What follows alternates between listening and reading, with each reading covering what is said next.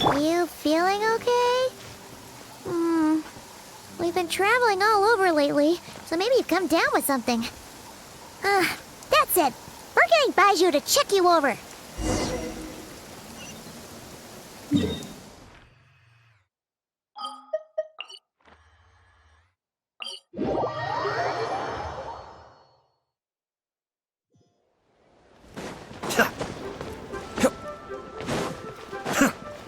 Squall Fury!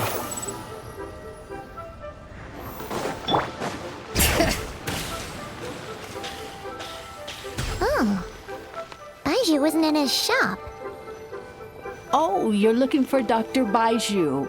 He's resting today, but he said to send any patients to the back room. Ah, okay. Thanks. We'll head on through.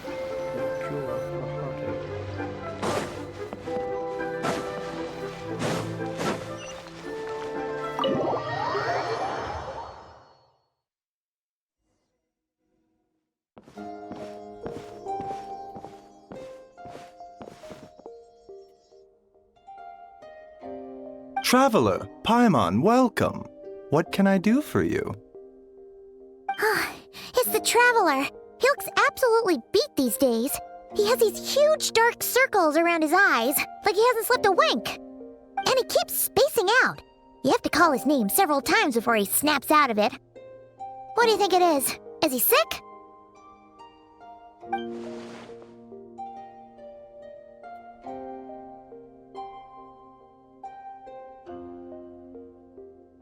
Very peculiar.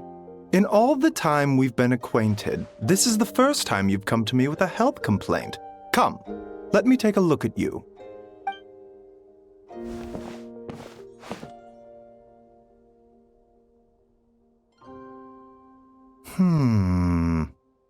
Okay. Paimon does not like that expression, Baiju. It's not serious, is it? Complexion is good, eyes are clear, breathing is steady, pulse is strong. Physically, you appear to be in good condition, Traveler.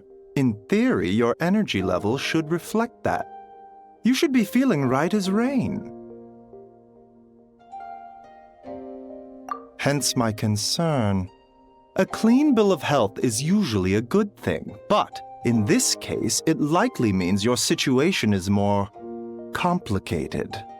Physical illnesses come with detectable symptoms that can be used to diagnose, medicate, and cure the condition. But afflictions of a non-physical nature, they fall outside a doctor's realm of expertise. Huh? What do you mean, non-physical nature? Curses, dark magic, it's hard to say. It could just as easily be a simple case of mental fatigue. Why don't you rest here for a bit? Whatever it is we're dealing with, clues to your condition are sure to reveal themselves in time. Once we know the root cause, we can administer the right treatment.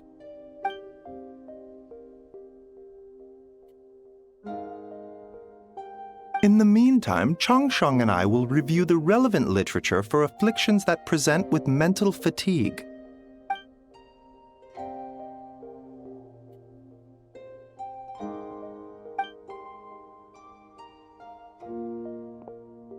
Oh, must be a rare condition if not even Baiju and Changsheng have seen it before. Well, all we can do is take their advice. You look like you're about to collapse anyway. Just get some rest. Paimon will be right here by your side. Fingers crossed you'll be all better when you wake up.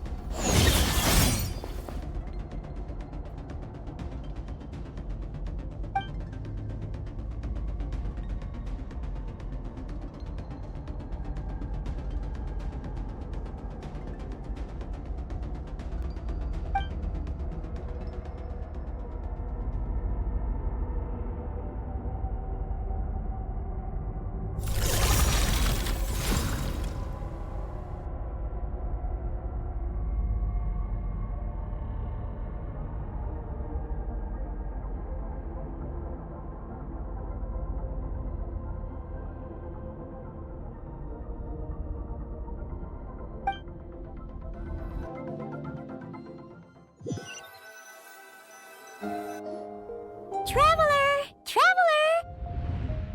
Rise and shine! Time to wake up!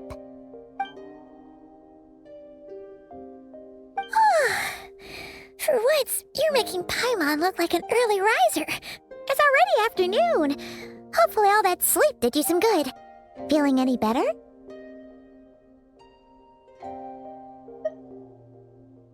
A cut? What? Did you scratch yourself in your sleep? All right, let Paimon take a look.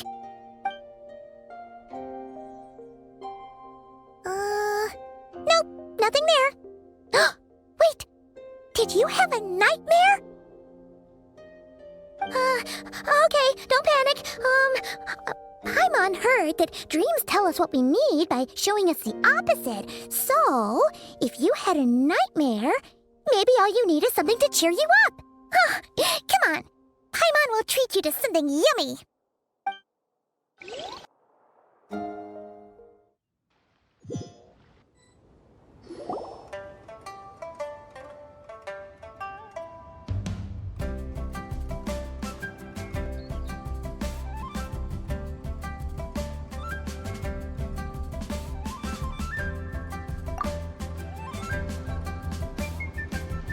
What?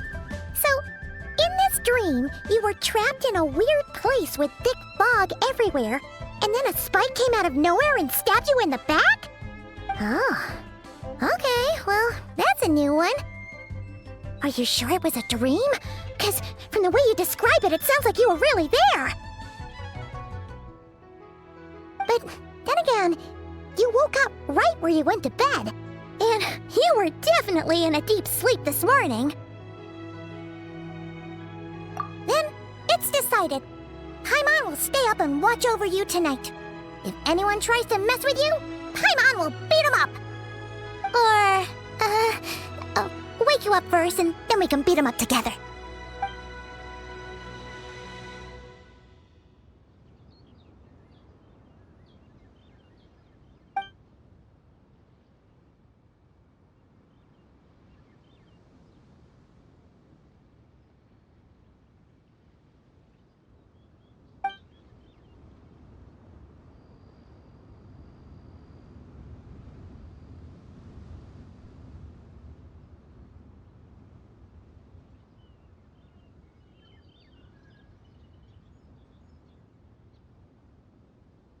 Something is missing?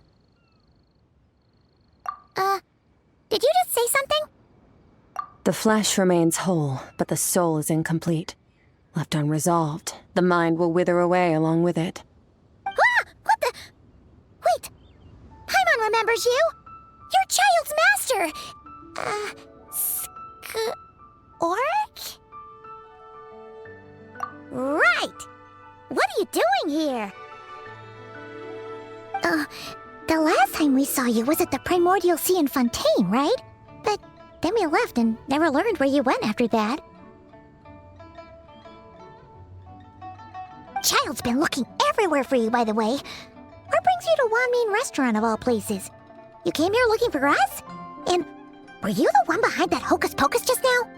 Tell me, what is it that you saw?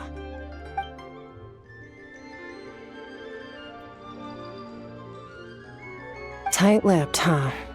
I suppose that's fair. You, I'll take a glass of wine. Hmm? Oh, of course. Coming right up. We make this one in-house. It's not too strong. Enjoy.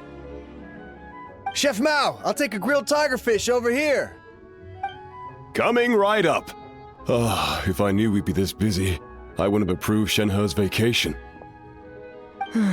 At the end of the day, what happens to you is of little consequence to me.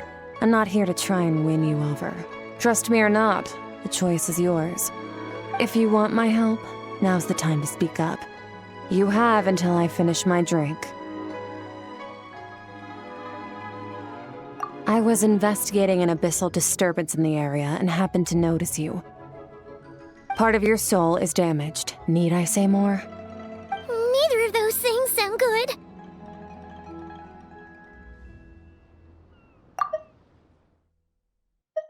I was investigating an abyssal disturbance in the area and happened to notice you. Part of your soul is damaged, and the wound bears traces of abyssal corrosion. Need I say more? Neither of those things sound good.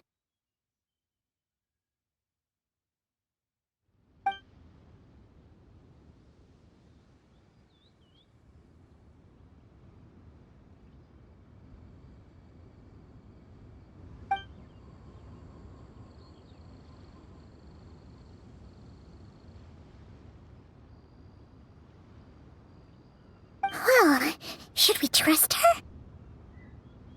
She mentioned an abyssal disturbance. Maybe that has something to do with what's going on with you. But we could always find a different expert on the abyss to help us out. Yeah, and that thing she said about your soul being damaged is scaring, Paimon. Definitely something we should fix sooner rather than later. Skirk's an interesting one, that's for sure. But from what Child's told us, she doesn't seem evil, at least. 1, 2, 7, 10. That'll do. Well, have you made up your mind?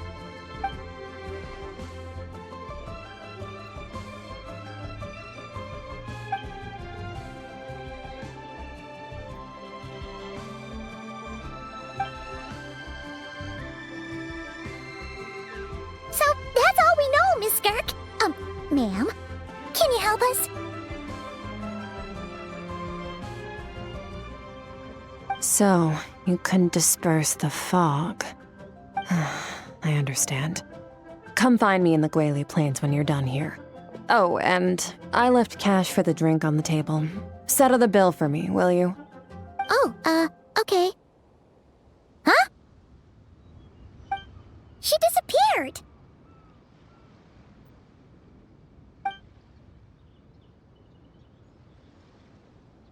Wait, hold on. You overpaid. Here's your change. Oh, no. This includes the drink, so it should be the right amount. I didn't think you two ordered a drink. We didn't. It was that lady who came and sat with us, remember? You brought it out to her yourself. You sure? I could have sworn there were only 2 of you at that table. What? What'd you put in their dish, Chef Mao? Some kind of hallucinogenic mushroom? You got them seeing things. Seeing things? Wait, so neither of you noticed her? Young lady? About this tall? Wearing a purple dress? She ordered a glass of wine! Oh, now you mention it, that vaguely rings a bell. And it looks like I did open the wine jar, so it must have just slipped my mind. In any case, that settles your bill. Come again soon.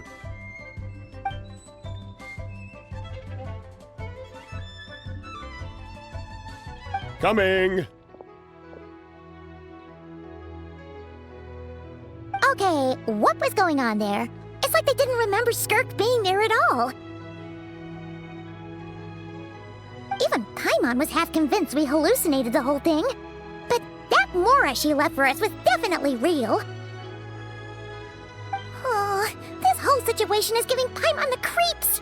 But anyway, she told us to head to the Guili Plains, right? Let's not keep her waiting.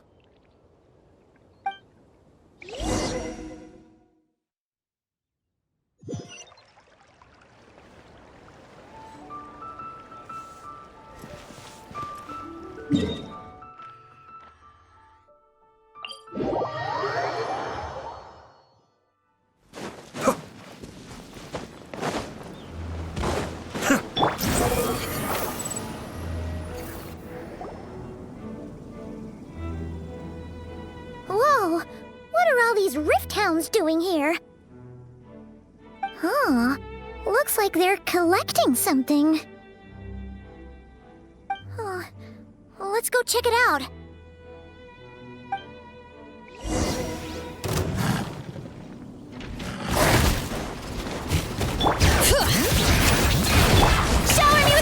escape.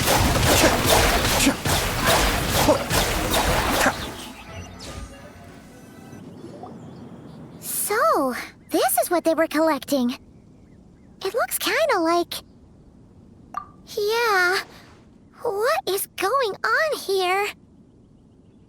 From the moment they are born, all beings with great power have an impact on this world. Even if their body is sundered and their soul extinguished, their influence remains.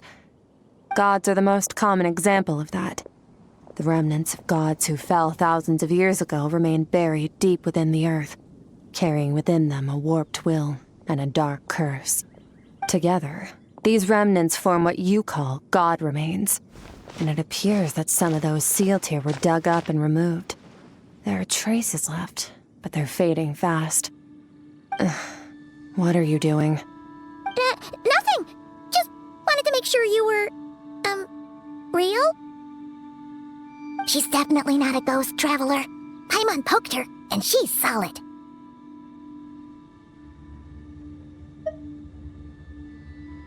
Your life hangs in the balance, and that's what you're fixated on? Strange set of priorities. It was just a trick to avoid being perceived. If someone notices me, those memories are erased. Simple as that. Unlike you, I have no desire to establish a connection with the world. The weak and the lowly have no right to remember me. They're lucky they only have a few missing memories to show for it. Now, can we please get back on track? Okay. Where were we? Right. The god remains. So, basically, there's now less of them here than there used to be, right? Isn't that a good thing? In our experience, god remains are 100% bad news. A lot of terrible things have happened because of them. Maybe it's a good thing by human standards, but power doesn't come from nothing, and it doesn't just disappear for no reason. The remains aren't just gone. They were taken.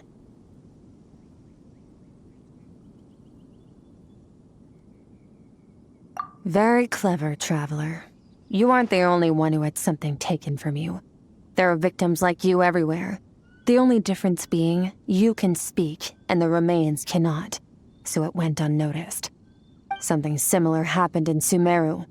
Within the span of one night, countless consecrated beasts were slaughtered, and a large amount of the god remains buried in the desert went missing.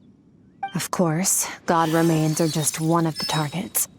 The culprit is chipping away at sources of power all over this world, including the Stella Fortuna above. Wait, you mean... the stars?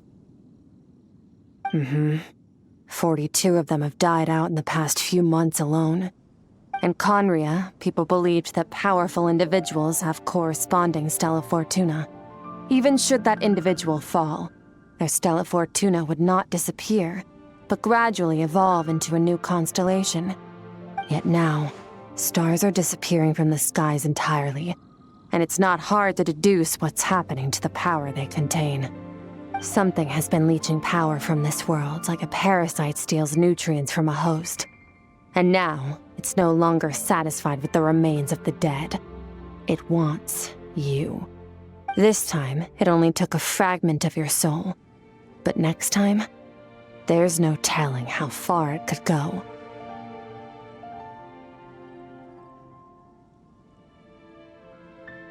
No one knows. All I know for certain is this. Getting back what you lost will not be easy. Considering how much power this entity has stolen, it must be a god-level being by now at least. But that's not the real concern. Souls are fragile things, and yours could easily be crushed if you go up against it. So you're gonna help us, right? We're going to help each other. You are my ticket to uncovering this thing's true identity. Well, great! You seem super strong and you know a lot about the Abyss, so Paimon will take it.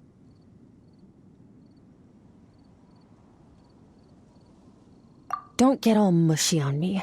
All I'm doing is helping you get back to normal after a sudden crisis.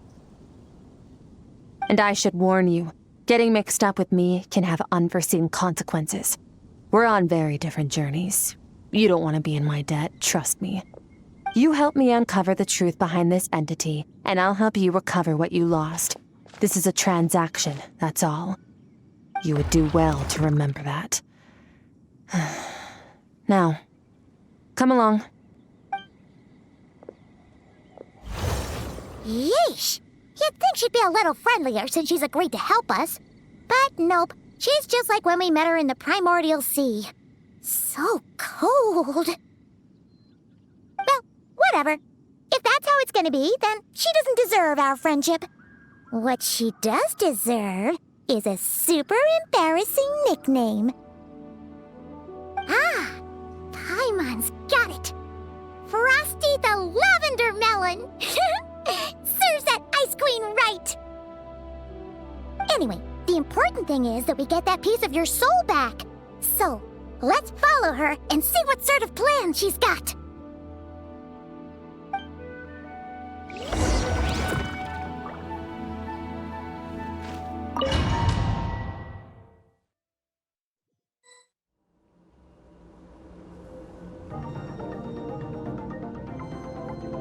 Whoa! This place is way bigger than Paimon expected. Where are we? This is where I live. I suppose it's the closest thing I have to a home here. It is. I brought you here because time flows differently in this place. I don't know how much Ajax has told you, but when he fell into this space, I mentored him for 3 months. In that time, only 3 days passed in the outside world. Ajax? Oh, right! That's Child's real name! Yeah, Paimon remembers him mentioning something like that. So, a month here is equivalent to 1 day in the outside world? That should mean we're safe from that power-hungry soul snatcher for now, right? Yes, well, I didn't bring you here just to show you around. In the outside world, the Traveler could be attacked at any moment. But coming here has bought us quite a bit of time. Now, we just need to figure out how to investigate that place you saw. The one full of fog. Both your description and the abyssal disturbance I felt point to that space having some connection to the abyss. It could even be a domain similar to this one. The thief who stole that fragment of your soul is hiding there. But the abyss is a chaotic and turbulent place. If we want to pinpoint their location, we need to see what that space looks like without the fog. Abyssal power can grant a special form of sight. Have you ever wielded abyssal power before? Okay. Do you plan to learn? That tracks. All the information you have suggests the abyss is something sinister, and that abyssal power is a wild and dangerous force that always spells disaster. And you're saying that's not true? Depends on your perspective. Floods and hurricanes take countless lives too. But if one day you gain the power to control them, what was once a calamity is now just another tool in your arsenal. I'll respect your opinion, though. Just means we have to turn to the second best option. A little abyss crystal that contains my power. Wear it on your head, and we'll be able to perform dream mirroring when we fall asleep. Dream mirroring? It means experiencing whatever the other person is dreaming. Everything they see, think, and feel. Since you haven't studied the art of using abyssal power, and have no plans to jump in the deep end right now, I'll have to do the investigating for you. With dream mirroring, every time you slip into a deep sleep, I'll see with my own eyes whatever scene plays out in your mind. Then, I can guide you through the dream environment, and we'll take back what was stolen from you. Huh. You make it sound so simple. Tough to say. This is an unprecedented situation for both of us. Even assuming we do manage to find where this entity is hiding, like I said, getting your soul fragment back won't be easy. To play it safe, I need to give you some special training first. Wait, you're gonna teach him some of your martial arts? Does that mean the next time we see Child, we have to treat him like our senior? Do as you want. For my part, I don't see you as my disciples. You're already a pretty good fighter. All I'm planning to do is build on your current skills and train you for the specific scenarios that I think we might face. But that's enough talk. If you're ready to do this, then come with me. Time might be more lenient here, but that's no excuse to waste it. Oh, she moves fast. Paimon can hardly keep up with her. So, special training, huh? Kind of a rare opportunity. With your skills, there's not a lot of people qualified to train you. The last time something like this happened was probably anti-Raiden Shogun training, right? Oh, feels like a lifetime ago. Skirk seems pretty strong too, though. Remember how she said that the all-devouring narwhal was just her master's pet? Maybe we really will learn something here.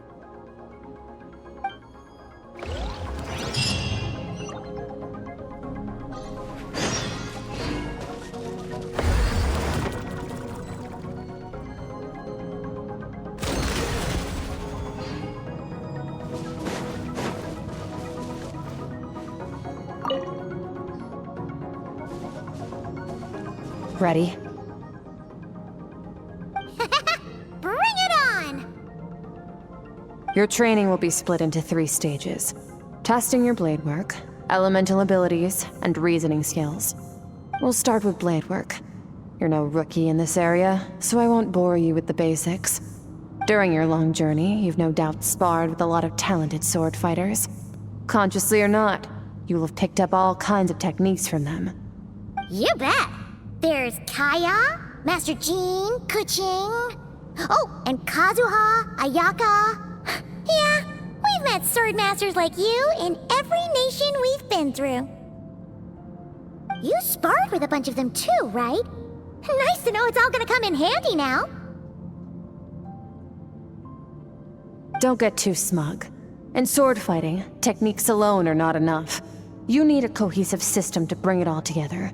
A style or school of fighting.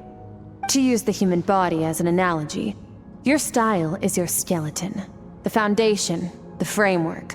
Techniques are the muscles and other flesh attached to the bones. This is where your strength comes from.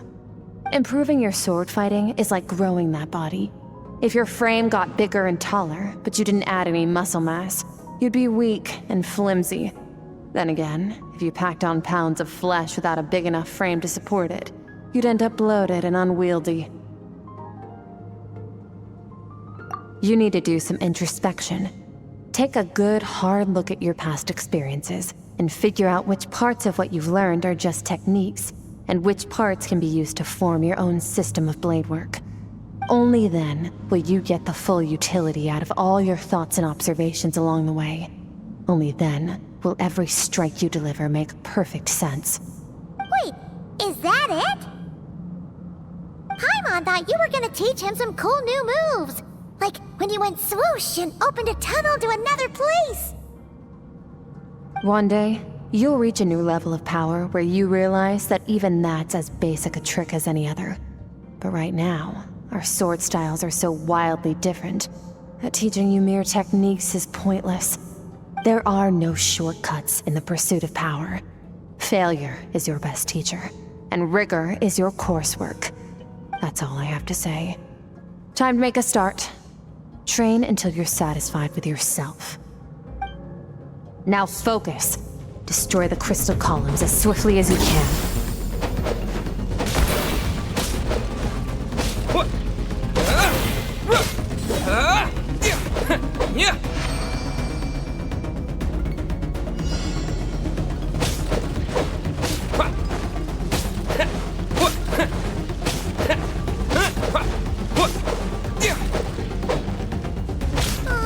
This is making Paimon's head spin.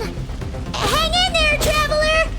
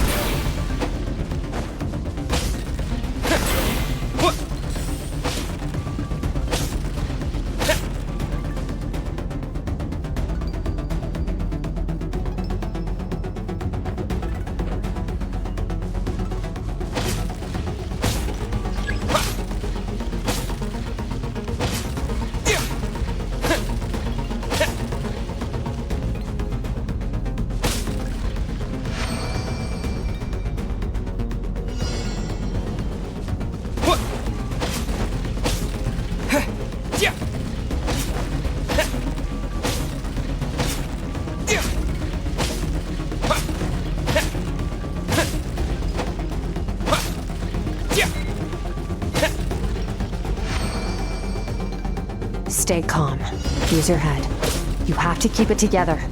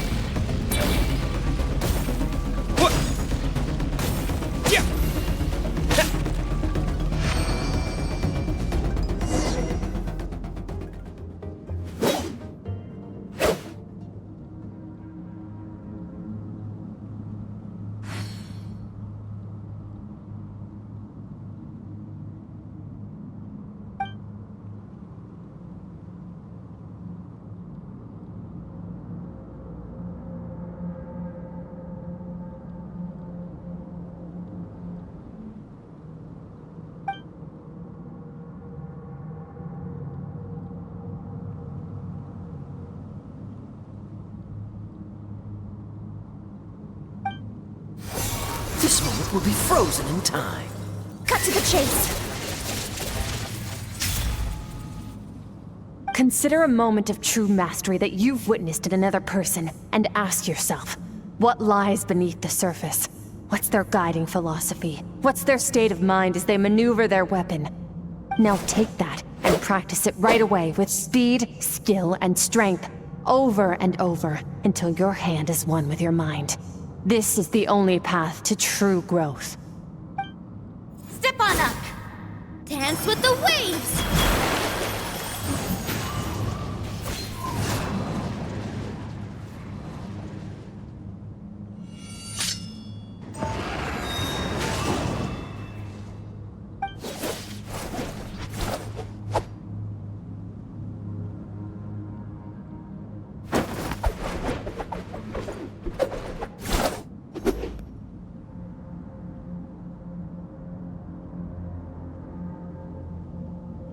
If you start to tire, empty your mind, but do not stop. Stay in that frame of mind as you keep up the fight. Get rid of all redundant movements. Imagine your sword is an extension of your own body. Wield it just as you wield your arms, hands, and fingers.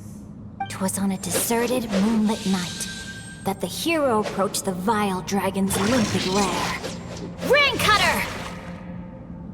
Feathers fleeting wet, the white heron treads water, a sight without flaw. Master of Inazuma Kamisato art Tachijutsu.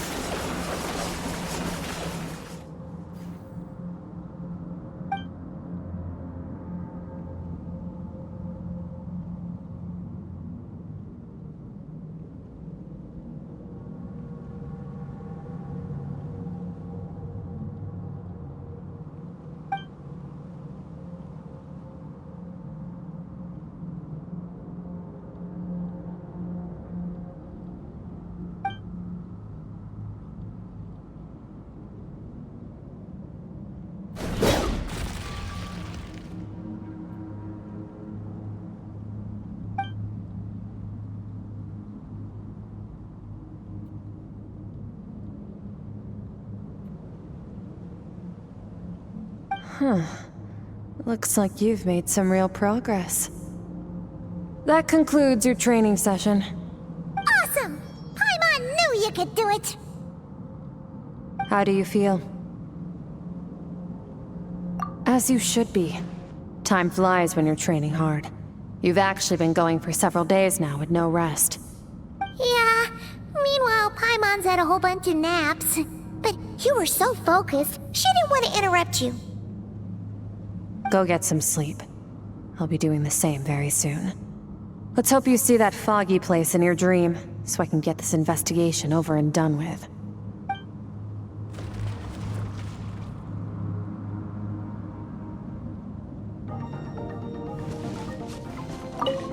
Sometimes you have to practice a single movement 1 million, maybe 10 million times before the breakthrough moment comes. Nothing in the outside world can help you in this process. The most important thing is to remain patient.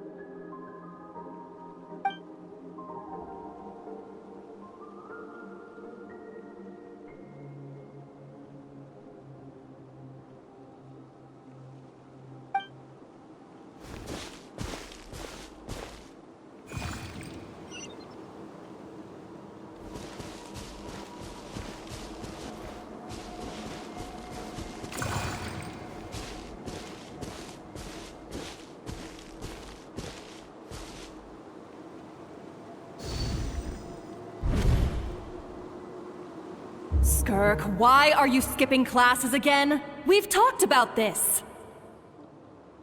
'Cause he's a crabby old man, and he's a boring old man. I don't like going to his classes. Excuse me? You shouldn't talk about your teacher like that. It's very disrespectful. All right, let's not get into a big fight about this. Skirk's learned what she needs. There's no point forcing her to sit through more classes if she doesn't want to be there. But I'd still love to hear about what you got up to yesterday. Why don't you tell your dad all about it? I went diving, and I saw this huge fish. I never knew they could get that big. It looked kinda dumb, though, with that stupid big fat head. I tried to shake its fin, but it just spat water at me. Oh, and today, I'm gonna go to that prairie up north. There's supposed to be this giant bird there that can spit fire. I bet if I climbed on its back, it could fly me all the way to the stars. Then I suppose your old dad should get one as a pet too. Otherwise, how are you gonna hear me call you for dinner up there in the stars? When it's time to eat, I'll come back on my own, Zilly. Anyway, gotta go. Bye, Mom. Bye, Dad. Wait! Put on a coat at least. You'll catch a cold. I'm talking to you, young lady. You spoil that child, you know. Ever since that merchant ship arrived, she practically lives outside. Always going on about exploring the beyond one day, whatever that means. Let the kid do what makes her happy. Besides, we both know you're all bark and no bite. Come on, our little adventurer's gonna be hungry when she gets back. Let's get started on dinner.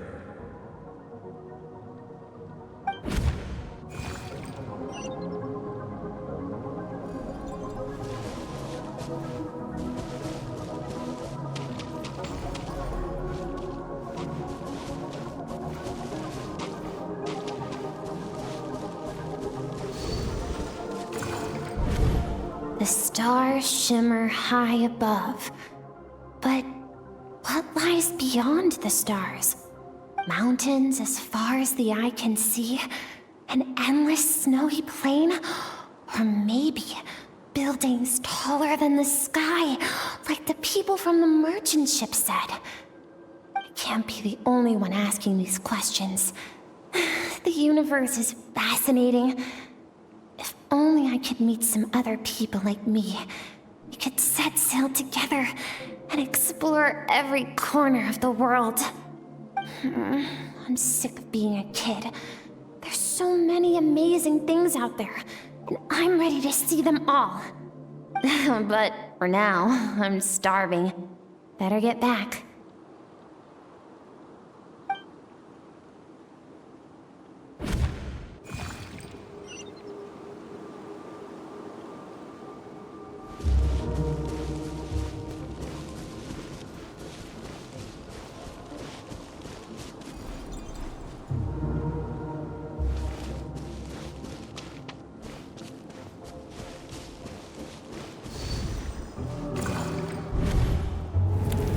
Don't let a single one of them get away! No, please, spare the children! Stay back! They're coming! Run! Help! Eliminate the threat. Take him down. Don't be scared. Help! This way! We'll never make it! Where? There's fire everywhere. What happened? I told you we shouldn't have trusted these outsiders!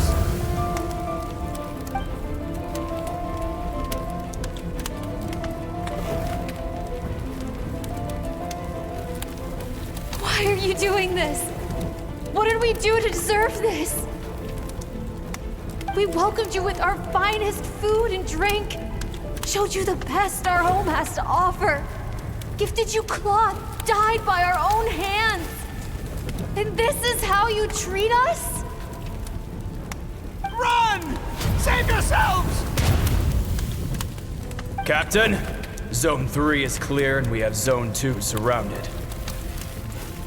Begin extermination.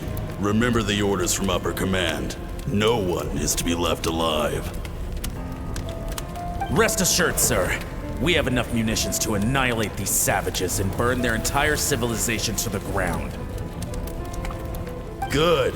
The only ones who put up a real fight are that man and his wife, correct? What's their status? We shot the man in the ankles and the wife broke her wrist attempting to fight back. They won't be doing much more fighting. They're holed up in their home for now, but they won't last long. To prevent them from making some kind of last stand, we're planning to clear out the other zones first so we can send a bigger squadron to surround them. Well, well. Turns out some of these beasts do know how to use their claws. Now the threat these savages pose will be undeniable. Let them cling to what's left of their lives for a little longer. Once the other zones are cleared, I'll cut off their heads myself.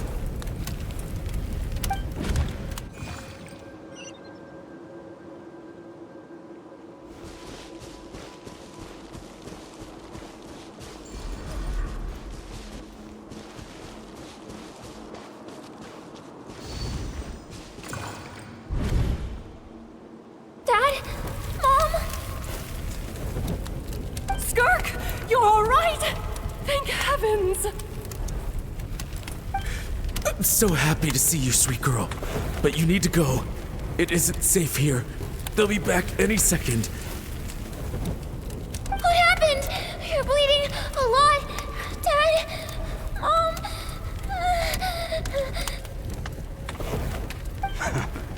This is the place. Alert all units. Prepare to surround. Run, Skirk! Run as far away as you can! Don't trust anyone! Your dad and I, we're not afraid to stare death in the face, but we need you to survive. My clever girl, so curious. You're already so brave. I know you're going to grow up to be such a positive light in this world.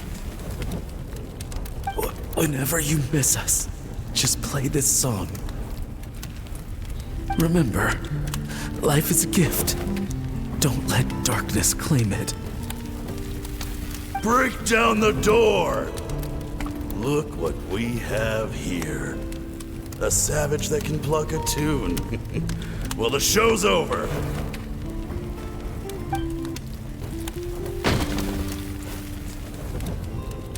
You! Stop singing! Shut it! I said shut it or I'll make you! Fine. Have it your way!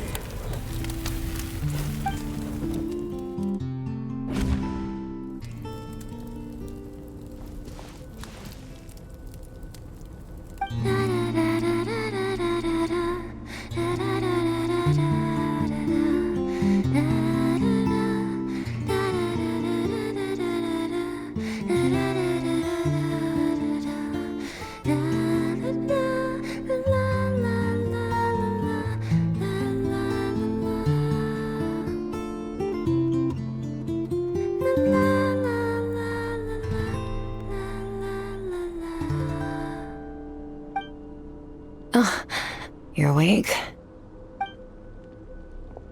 I found a few clues while you were asleep, but it's only a start. Now, time for the second stage of your training. This time, the focus is elemental energy. Come find me when you're ready to begin.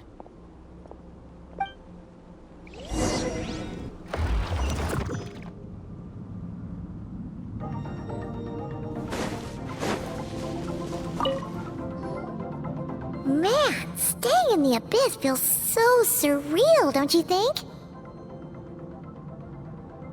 No day and no night. It's like time hardly exists. If we weren't careful to keep track, it feels like we'd have no idea how long we've even been here.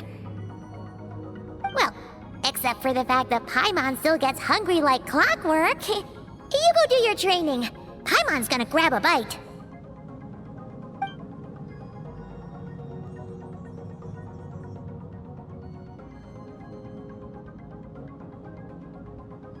The way I see it, the pursuit of power is divided into 3 stages. The first is mastering the use of standard weapons. Next is learning how to harness natural energy. And after that, you're free to challenge even higher dimensions. The natural energy of Teyvat is, of course, elemental energy. But that's not my area of expertise. I draw from a different source of power. Abyssal power, yes. Also known as the power of the Void Realm. My master, Sertologi, is a true expert in that area. After all, he was one of the group of 5 that infamously stole the all-encompassing power of the Abyss, an act for which the people of Conria gave them the epithet, the 5 Sinners. The elemental energy of Teyvat, on the other hand, is derived from the power of the Light Realm. These 2 forms of energy exist in direct opposition to each other. Suffice to say, there's not much I can teach you this time.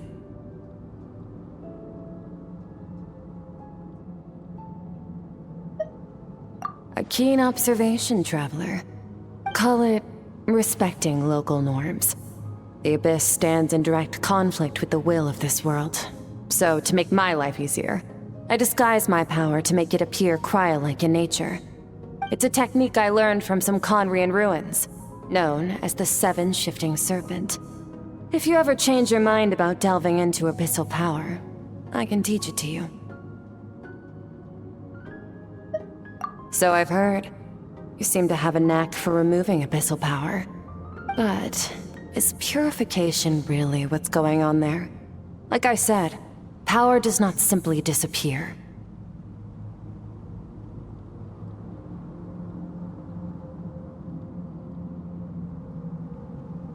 Just thinking out loud. Let's focus on your elemental training. That's what's gonna help us if the situation gets tricky. True growth comes from adversity, but only if you make the choice to pick yourself up again every time you fall. So, it's time to push yourself to the limit, and then keep pushing. This is the only way to advance at pace. Use the power of Animo to clear the field as fast as you can!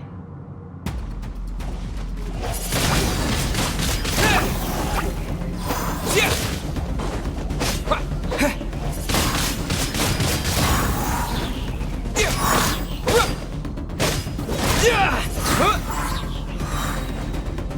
Disappear!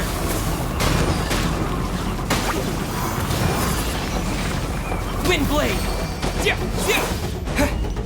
Observe your surroundings. Look for things you can use to tilt the scales of success in your favor.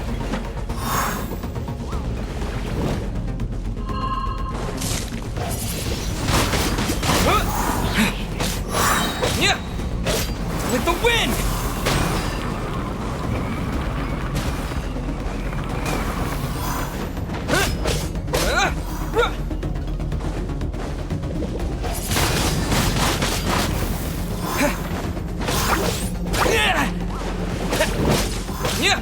Windblade!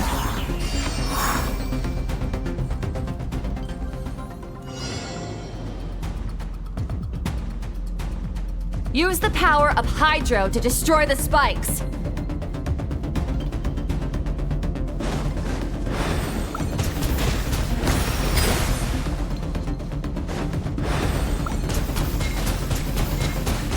Water jet!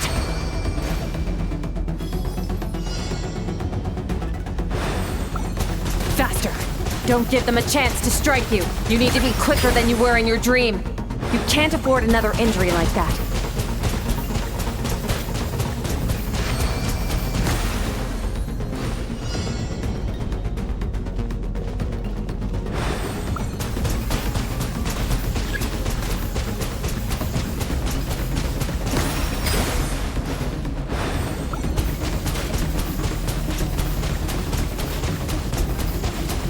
Water jet!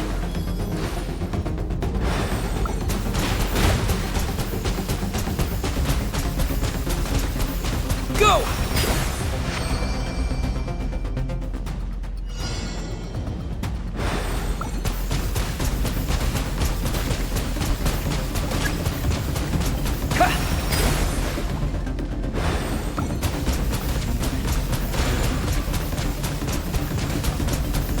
Water jet!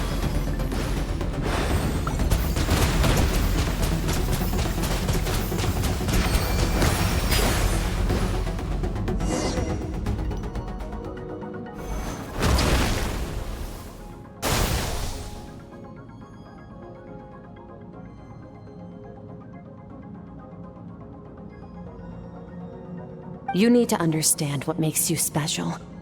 The ability to wield elemental energy without a vision and switch between the elements at will. It means your aspirations need no approval from the gods. Your power is not bound by the rules of this world. So be bold. Do not be afraid to chart your own path.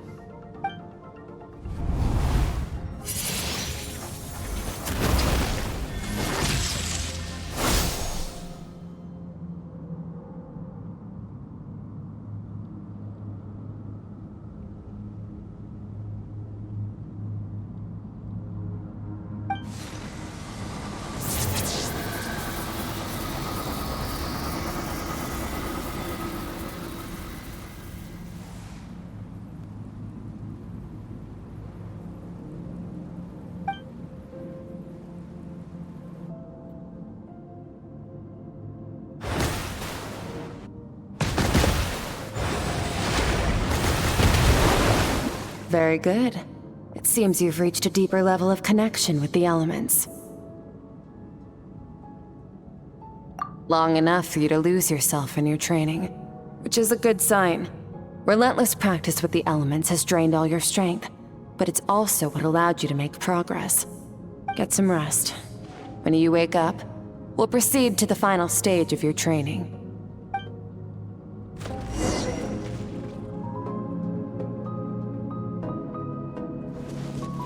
If you wish to master the elements at a fundamental level, you must see the entire natural world. Nature and all its places and forms. That is part of what it means to be a traveler.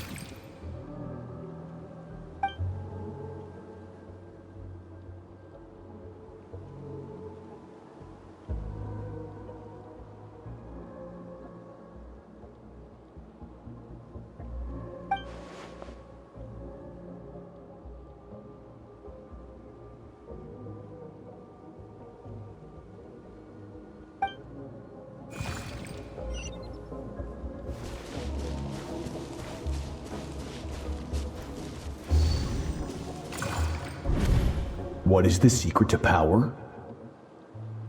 Longing, hatred, self-preservation.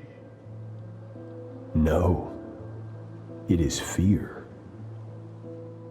The fear of losing those you love. The fear of watching your home burn. Fear of loneliness. Fear of death. Fear is the source of evolution. It forces humanity to adapt to their environment and overcome hardship. It is in the process of prevailing over our fears that we surpassed first ourselves and then the rest of the world. That fear is now part of you. It calls on you to evolve. And it is time to answer.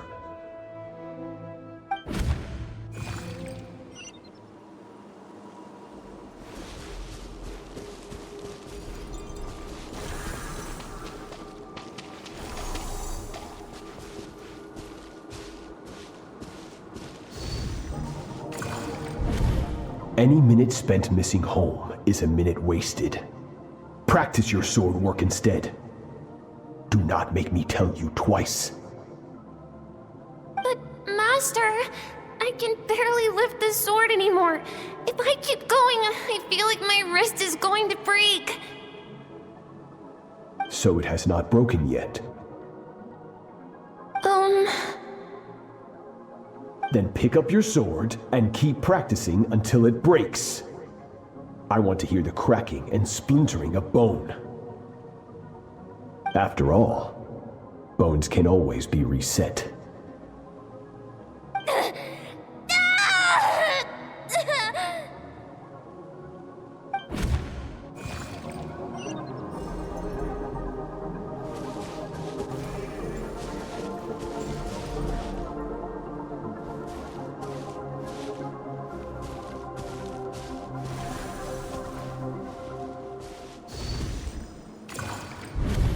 Good, Skirk. Once again, you survived. How do you feel? Cold and pain. These are signs that you are adapting to the abyss. Each time the flesh is torn and the spirit crushed, each time you claw back from the brink of death, you become stronger. I now understand why these people sought to destroy your homeland. Your potential goes beyond even what I could have anticipated.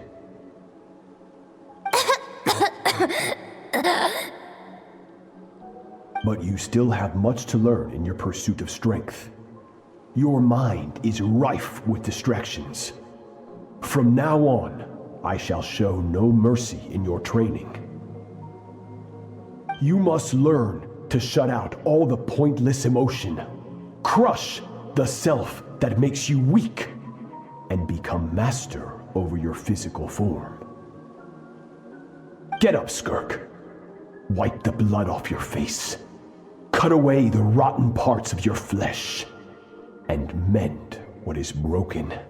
Then take up your sword.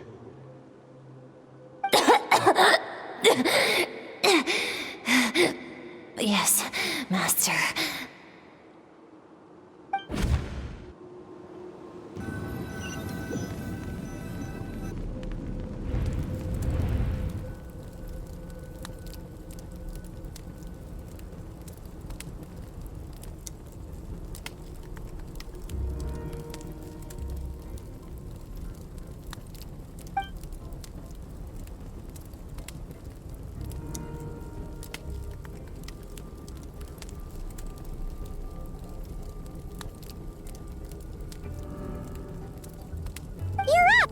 Hopefully you got some good rest.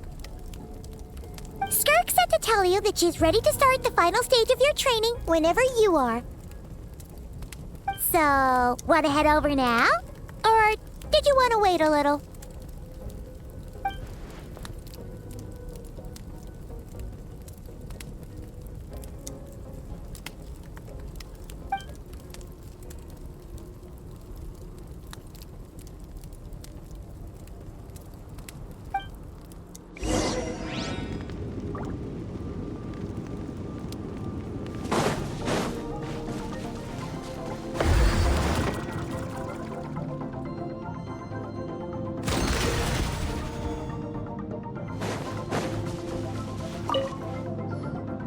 From your training so far, you have gained better command of the sword, and more control over your elemental abilities.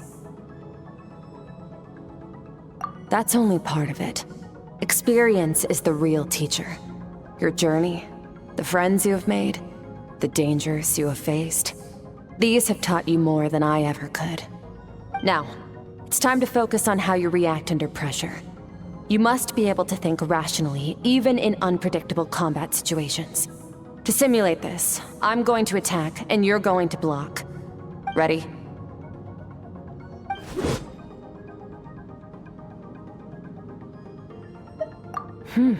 Not bad. That defensive stance looks near unbreakable. Just like your sister. Oh, that reminds me. You still don't know what happened to her, do you?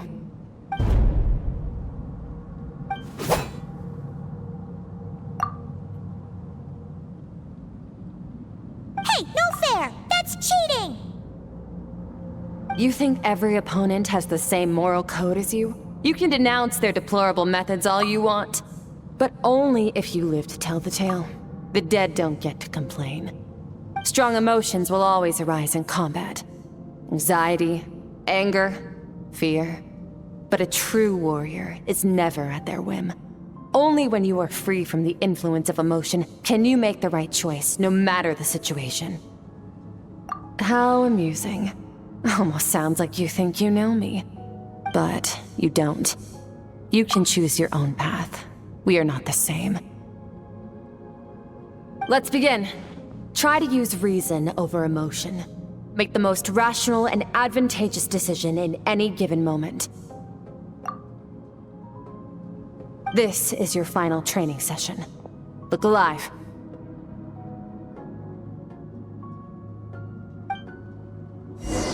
Same drill as before, but this time I'm going to interfere. Hold your focus.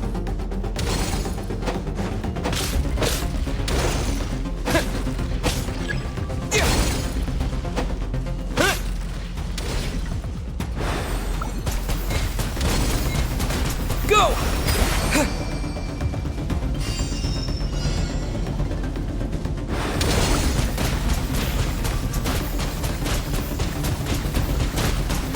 Go!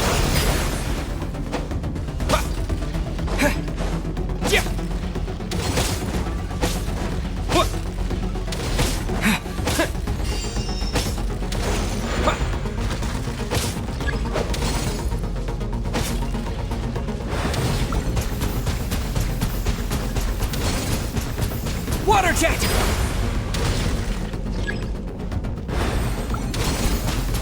Water jet!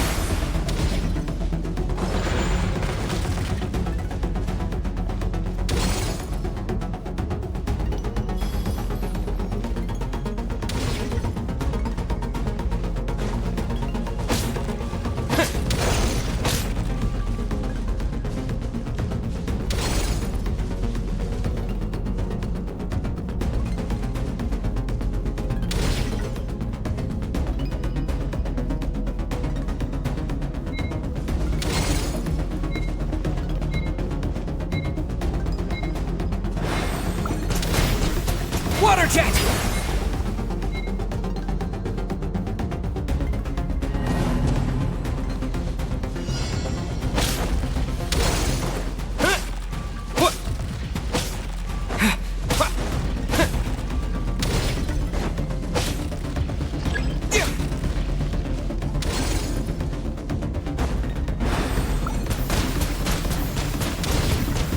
Water jet!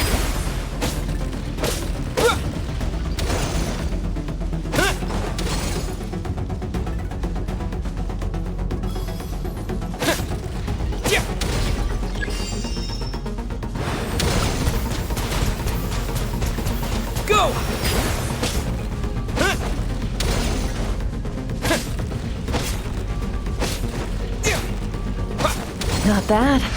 Better than I expected.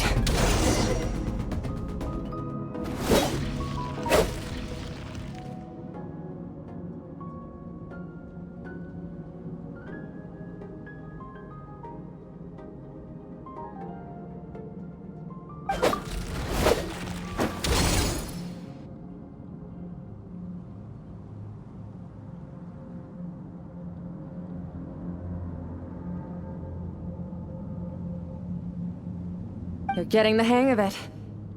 The first step to controlling your emotions is controlling your mind. You want a unified train of thought. It all comes down to focus.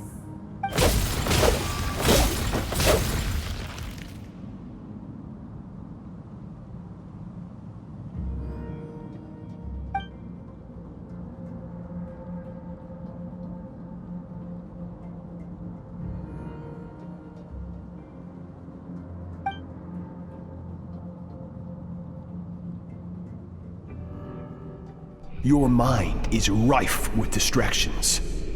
From now on, I shall show no mercy in your training. You must learn to shut out all the pointless emotion, crush the self that makes you weak, and become master over your physical form.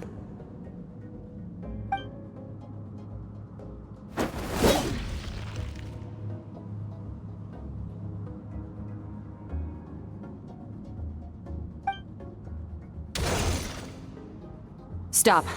Let's pause here. One look, and I can tell your mind has wandered. That's to be expected.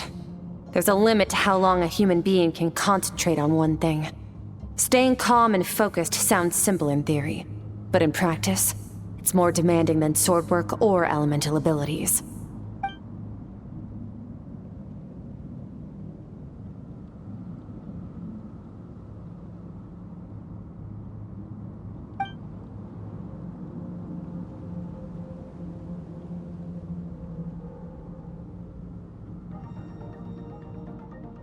Get some rest.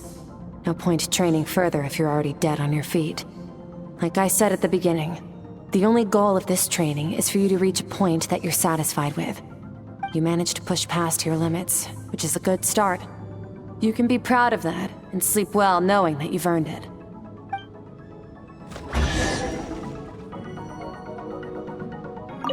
Warriors will train day and night to perfect their skills. But when the battle comes, their fate may be decided in a matter of minutes.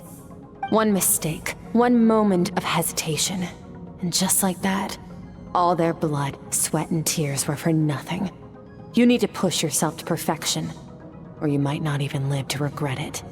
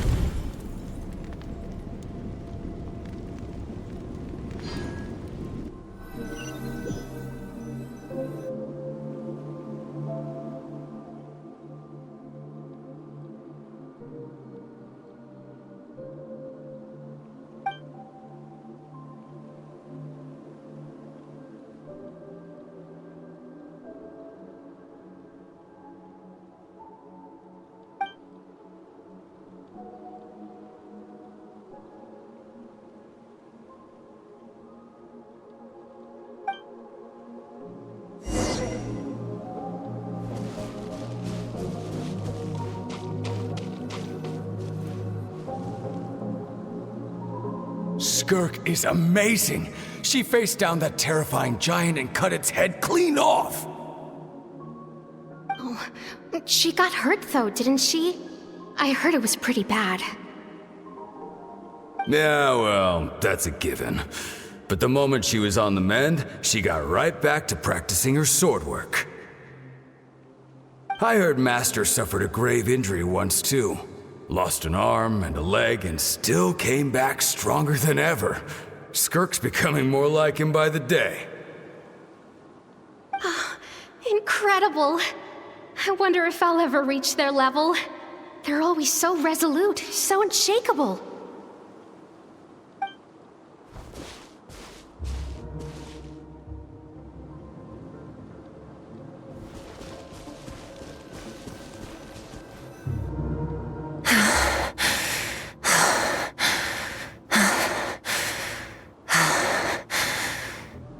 Pathetic. You're not even trying. You're so much weaker than you think. Skirk, have you become a positive light in this world?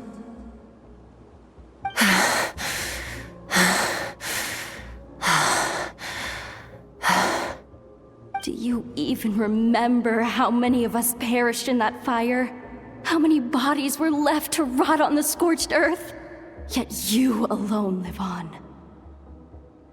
Keep your gaze fixed on your blade. You don't deserve to rest.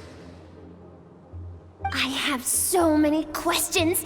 I just want to jump in a spaceship, explore the whole universe, and get answers from the stars. I just need to wait till I'm grown up.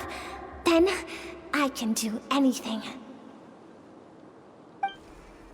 Now, you must bid farewell to who you were in the past and become someone stronger. Run, Skirk, run! Only death awaits us here. Keep running, and don't ever look back.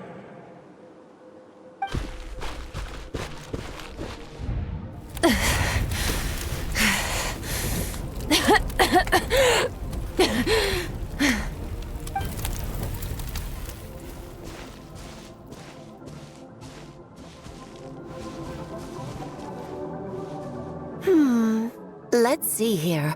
First things first, you need a new identity. Going around telling people you're from somewhere beyond the stars won't do, now will it? How about saying you hail from beneath the earth instead? As the Conrian saying goes, venturing out into the universe and down into the abyss are the same in that both are braving the dark unknown. Well, I'm a visitor on this planet, so I'll follow the rules. Ah, splendid. That saves me quite a bit of trouble. Let me offer you a piece of advice in return, although it might not be what you want to hear. I know the pursuit of strength is important to you, but taking a moment for yourself every once in a while is never a bad idea. Ignore her existence for too long, and there will come a day when you can no longer hear her voice.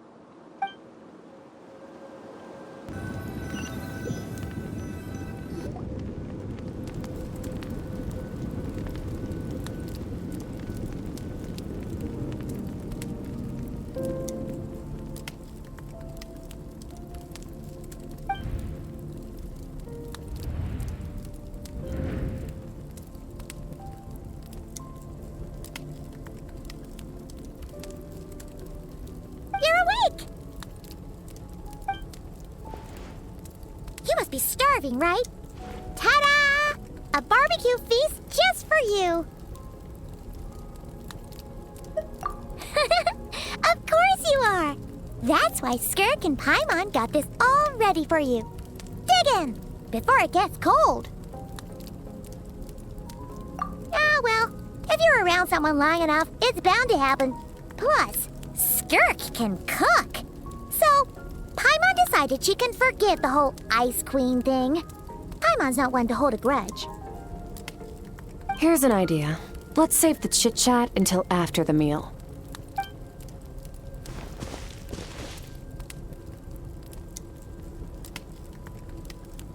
Ugh, so full. Okay, it's Paimon's turn to sleep now. Wake her up when it's time to go.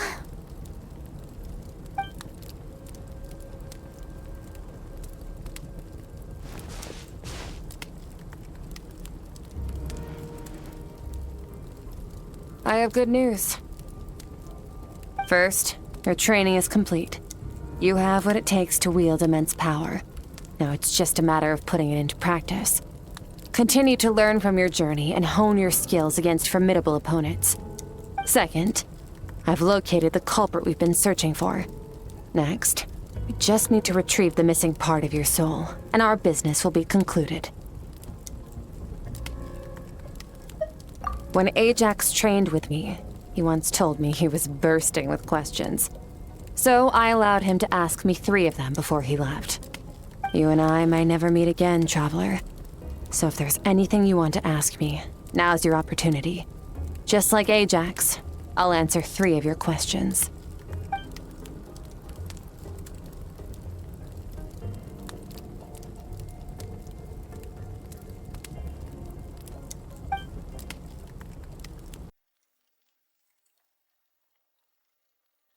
Okay, not the angle I was expecting. What makes you ask that?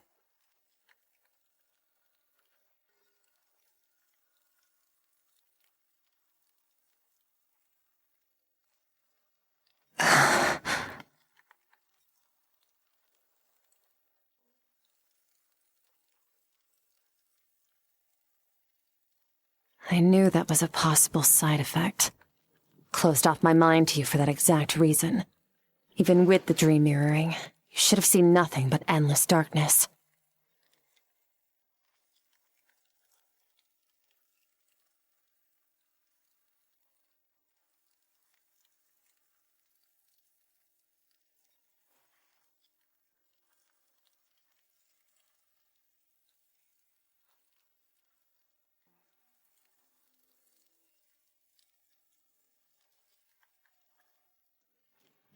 Whatever. Must have been a flaw in my execution. I shouldn't be too surprised. Due to some recent circumstances, my self-control has been lacking as of late. Since you've seen what you've seen, there's no reason to hide the truth. All I ask is that you keep it a secret. No, I'm not from Teyvat. I'm from a different planet. And there was a time when I journeyed through the stars. A lot like you in some ways.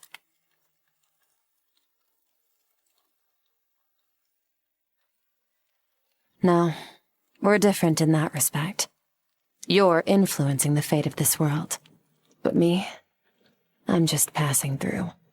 Several hundred years ago, my master, Sertologi, opened the border between worlds and sent me here. But this is not my home. And one day, I'll return to the vast unknown of space. So, there you have it. On to your second question.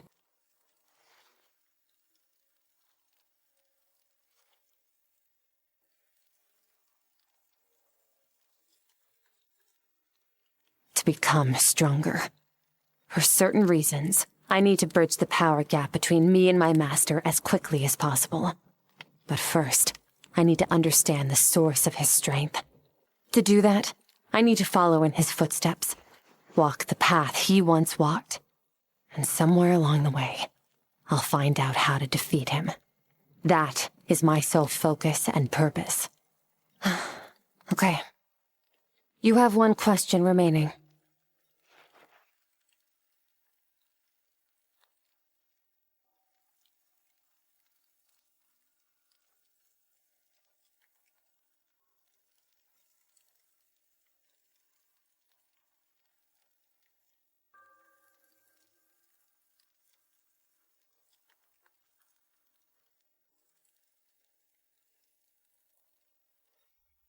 You make it sound so easy. Ever since the incident I experienced there, I've never stopped searching for Master Skirk and that unknown abyss. But it's been years now, and I've still found nothing.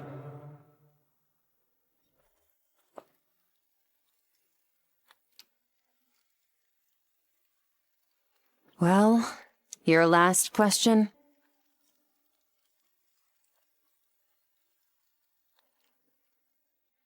Ajax. His situation is different than yours. Before you ever crossed paths with me, you'd already encountered many formidable people, studied their techniques, and developed your own skill set. So, during your training, all I had to do was build upon that foundation. But Ajax was so young when he came to me. A complete blank canvas. Children can't help but imitate their role models. In the long run, that would only hinder his growth. Once Ajax has enough strength in his own right, I will allow us to meet again. Until then, let that motivate him to reach his full potential.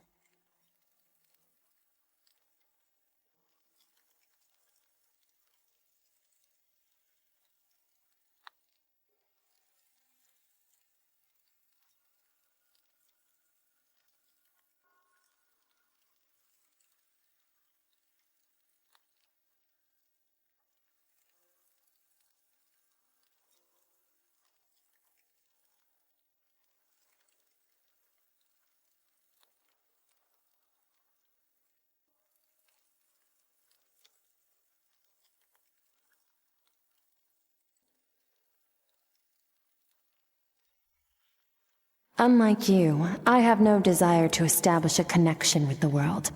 The weak and the lowly have no right to remember me. They're lucky they only have a few missing memories to show for it.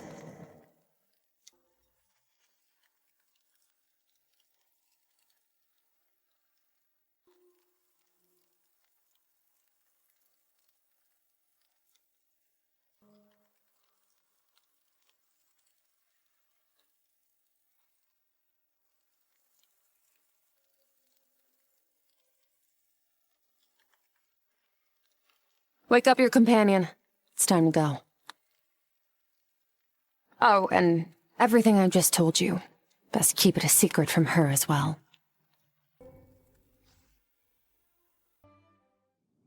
Time to go. Oh, finally. Where are we headed? Just follow me. I'll open an abyssal rift close to the culprit's location. It will take us to where he's hiding.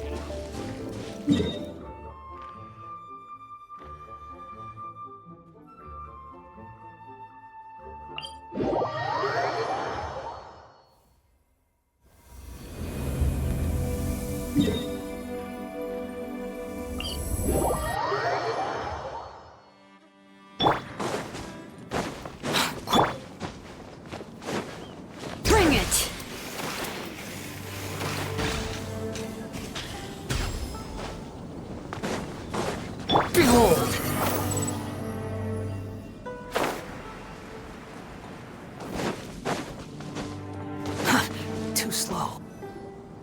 Wait. This is near the chasm, right? Yes. If we enter from here, we'll be able to reach that place from your dream.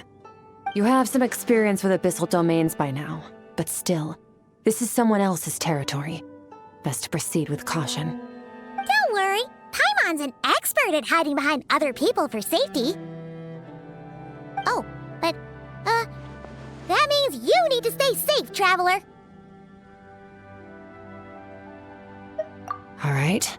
Remember your training. Time to put it to use.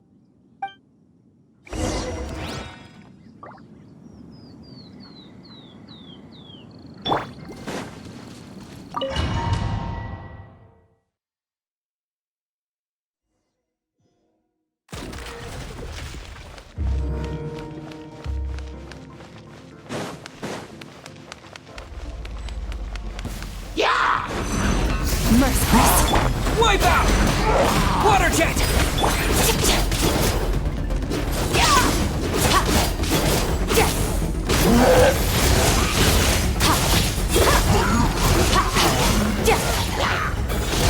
Mine to wield.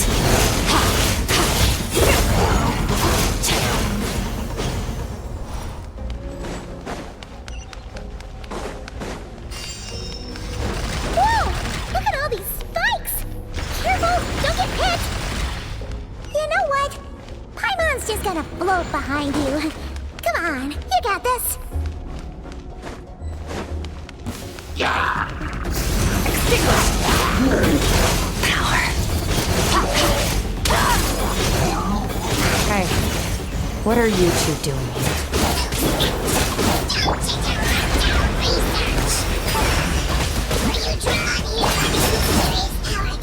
Dusty. The house. on.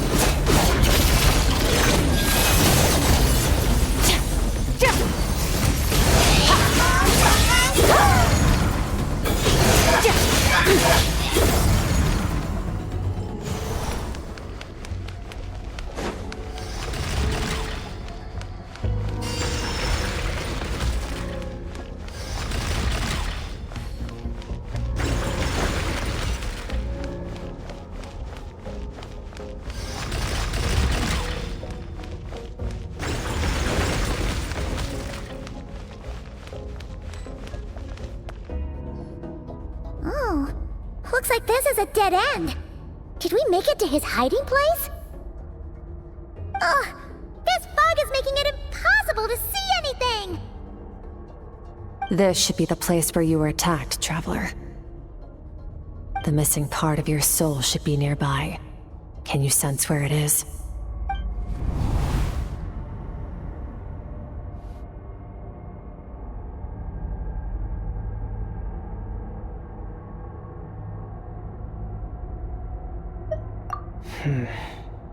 Our opponent must have covered his tracks just in case. Otherwise, you should have sensed it much more strongly. Hold on! Look! The spikes are back! Stay calm. Let's hold back a little. Give our enemy some wiggle room so we can see what we're dealing with. If you're too reckless, you might be playing right into his hands. Our enemy took part of your soul for a reason. It's likely he integrated it into his attack somehow. If we're smart about this, we can track it down.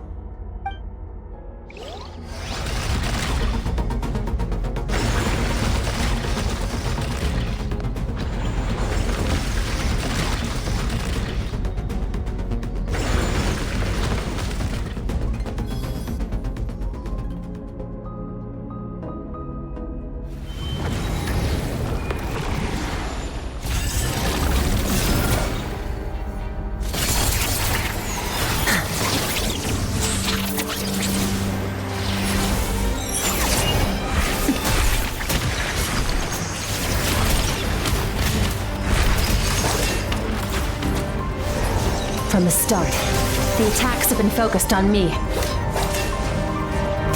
Trying to break through my defenses? I see.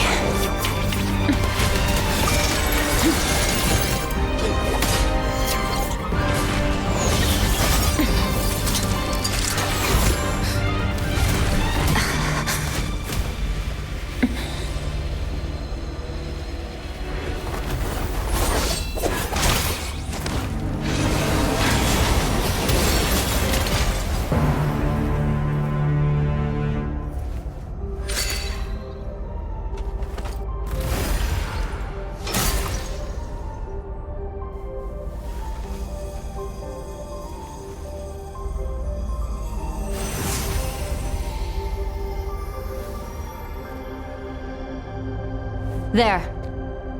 I got it back. Traveler! Skirk! What happened? It looked like Skirk just got...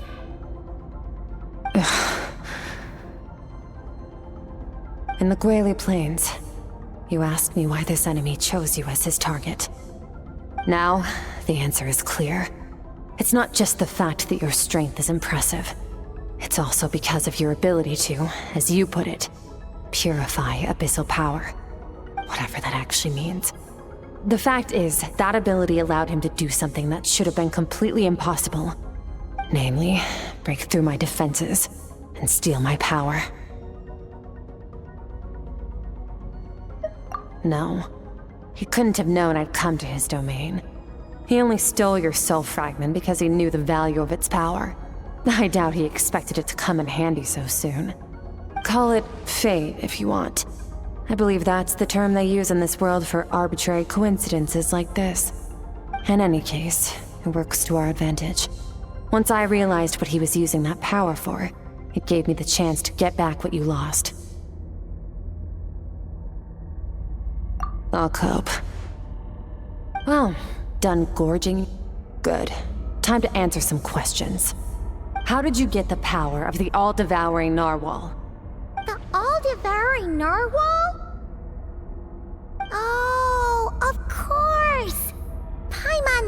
that spike thing look familiar? It looks just like that narwhal's horn! I highly doubt you acquired that power through your own strength. Tell me I'm wrong. You're desperate enough to scour the land for god remains and whatever vestiges of power you can find. That alone proves you wouldn't be able to defeat a creature like that. Which leaves one possibility.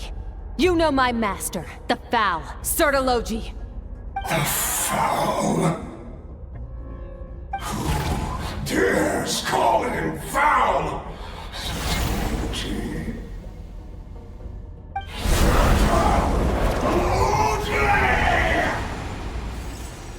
What's wrong? Bit off more power than you can chew? You're struggling to hold a basic conversation. Just a little longer. I'm still...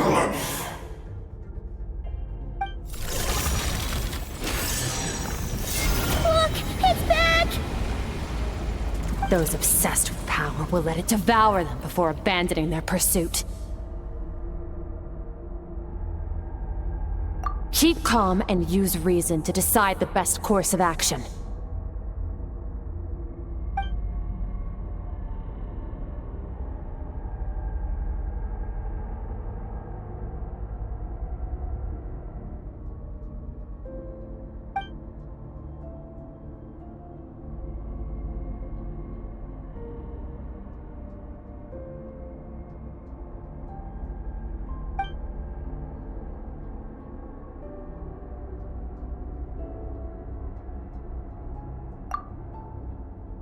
Wise decision. Final victory doesn't always come after a single battle. You've got your soul fragment back, so we both got what we came for. Let the enemy draw breath while he can. It won't be for long. Get us out of here, Traveler. You'll need to lead the way this time.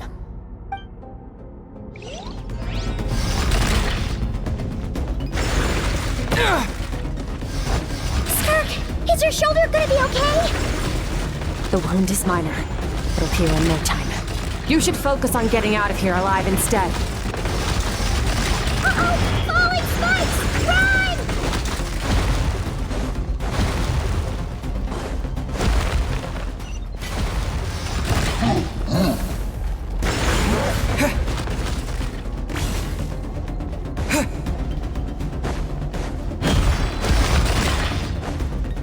Watch out!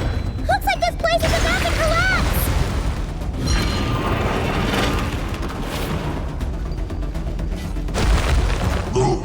So, this guy's power has something to do with the all-devouring narwhal. Did you know that all along, Skirk? I had my suspicions. That's why I decided to investigate in the first place. But suspicions only get you so far. I needed to verify it for myself.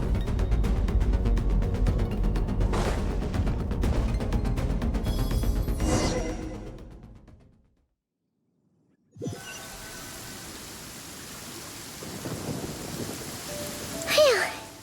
Oh, we should be safe here, right? I no longer sense his presence. Can't have followed us out of that abyssal domain. Weaklings like him will find that my power is not so easily controlled. He won't be leaving that place until he's managed to digest it. You seem surprised. I suppose that's fair. You've seen but a fraction of what that whale is capable of. That gaping maw could swallow a planet whole. It's called the all-devouring narwhal for a reason. Devouring is what it does best. It can extract power from anything, dead or alive, as long as it manages to make physical contact. Yeah. When we had our run-in with that thing, Neverlet mentioned that it has an instinct to devour. Your dragon friend recognized the nature of its abilities and used the power of Hydro to protect you. That worked because it was in a satiated state, so it was somewhat less aggressive than usual. It's a different story when it has no more power to feed off of. That's when its true voracious nature kicks in. It could devour everything on the planet in that state, which is why I cast it into that void space. But I hadn't counted on there being anyone left on this planet capable of wielding its power. To me, that says he must have encountered the whale a long time ago. Meaning, he must have known my master. Exactly. Told me everything I needed to know.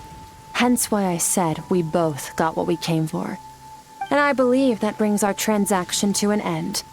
Now that you're whole again, you can get back to your own journey. I'll handle the rest of this situation myself. No way! We can't leave now! Something was stolen from you because of us! We have to help you get it back!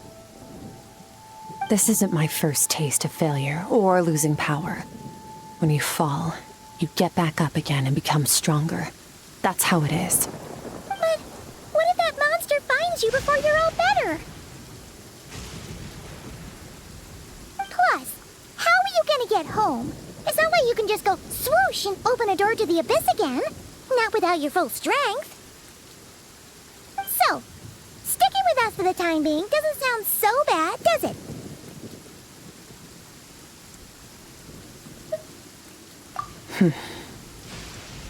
Fair enough. Then take this. What is it? The bag of Mora.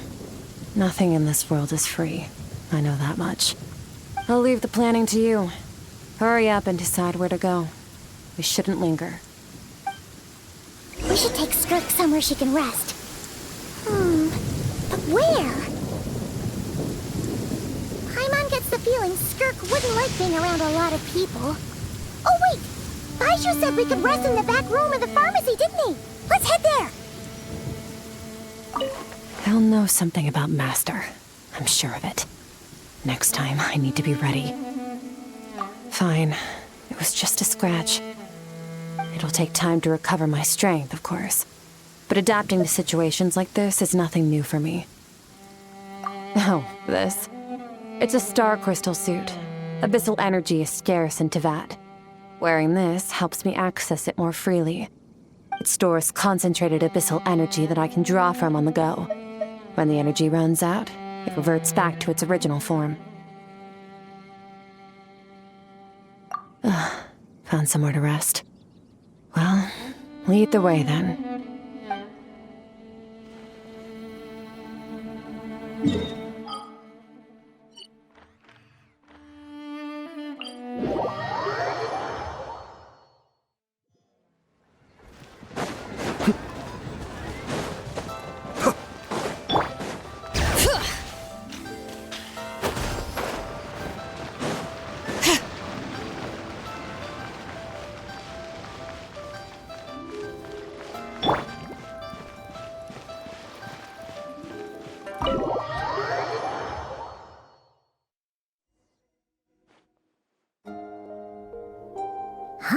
This bag from Skirk has a ton of Mora in it. Does she have a job or something? Wait, no. After what we saw at Wamin Restaurant, that seems impossible. Can you imagine? It would go something like... I'll be collecting my paycheck now, boss. Oh, sure thing. Wait, who are you? Have we met? Can't hold a job if you make everyone forget about you. So, what did she do to get all this Mora? Claimed some buried treasure, took care of a few monsters that were causing trouble. Nothing untoward. It's safe to use. You heard all that? A sonorous voice like yours is hard to miss. I wouldn't be surprised if the sound of it traveled to the nearest mountaintop. Then, did you by chance happen to hear Paimon's little, joke earlier? You mean when you called me Frosty the Lavender Melon?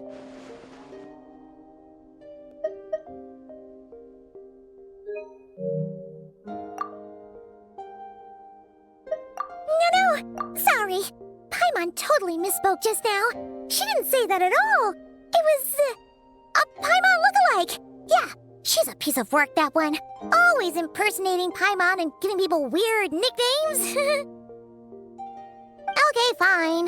The truth is, Paimon didn't like you all that much at the start. But things are different now. You helped the Traveler in a big way, so...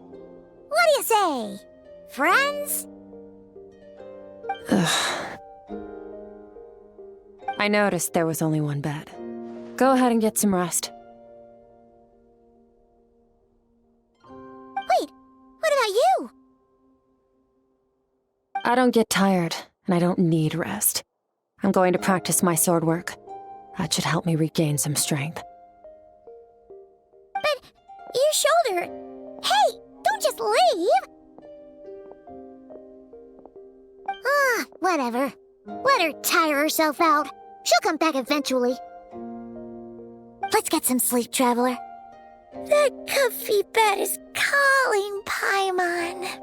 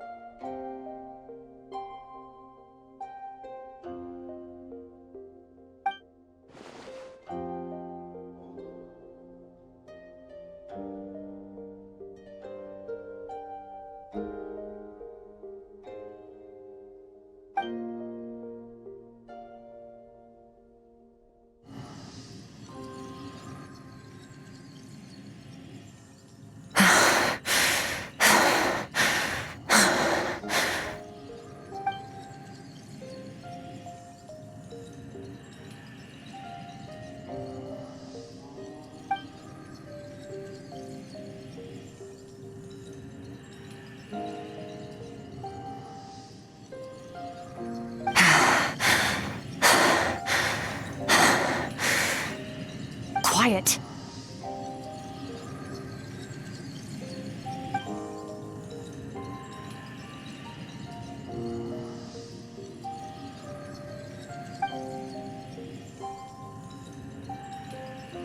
Do you even remember how many of us perished in that fire?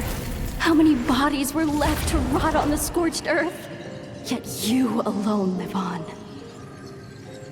Keep your gaze fixed on your blade. You don't deserve to rest. Run, Skirk. Run! Only death awaits us here.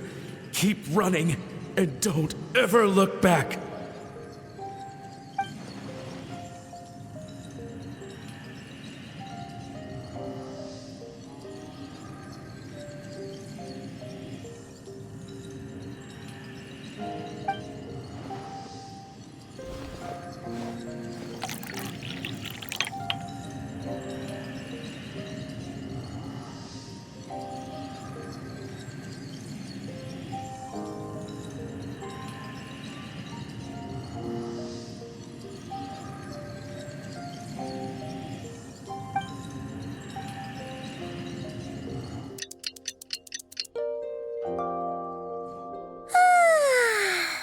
Getting an early night's sleep is the best.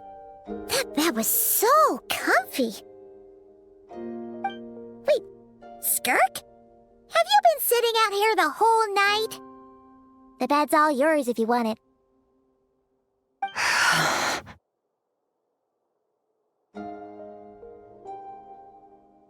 About 60%, maybe 70. Whew! Paimon thought it would take at least a couple of days. That was fast. No, not fast enough. That's 20% less than last time. Same training regimen, same intensity. Nothing felt different, but somehow the outcome fell short. No, I think the problem's with me. I need to meditate for the next 2 days. Deep introspection should help me find the issue. Ooh, sounds intense. We'll watch over you in the meantime, then. Thanks. See you in 2 days.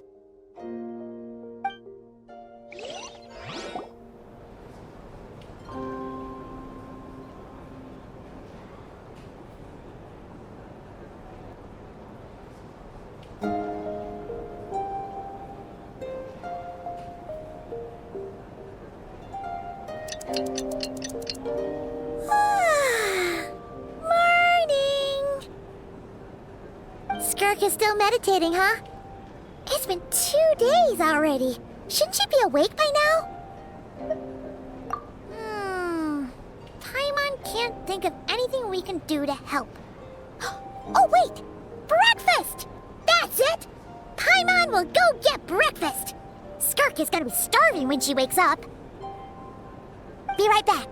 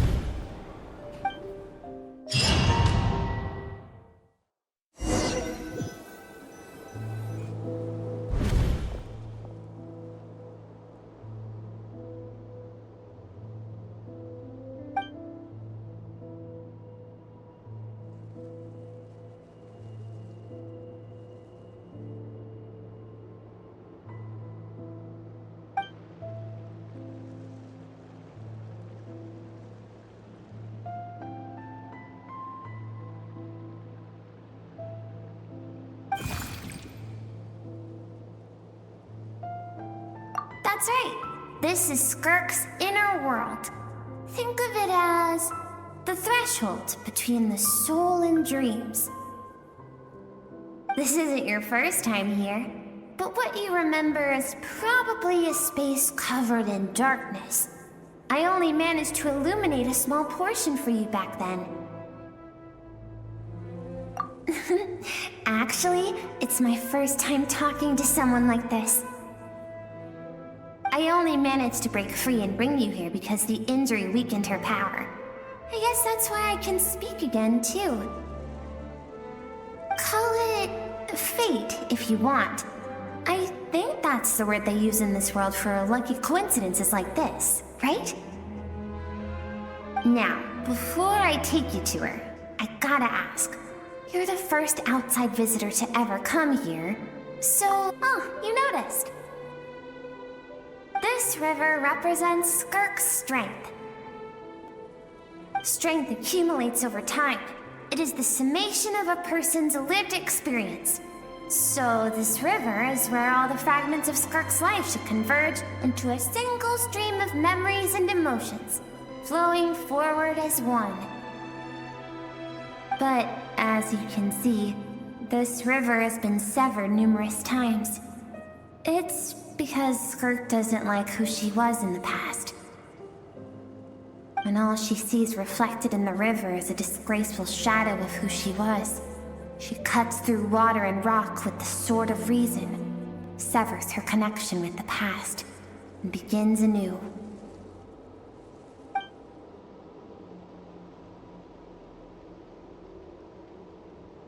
You must learn to shut out all the pointless emotion.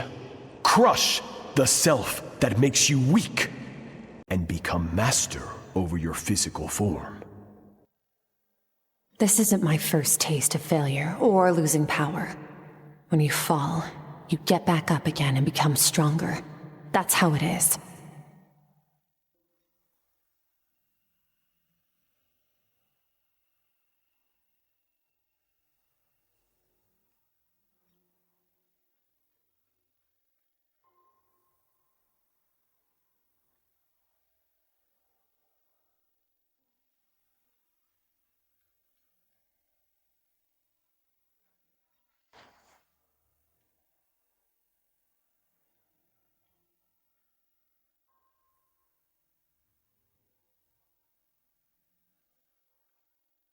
The answer to one mystery invites another question, I see.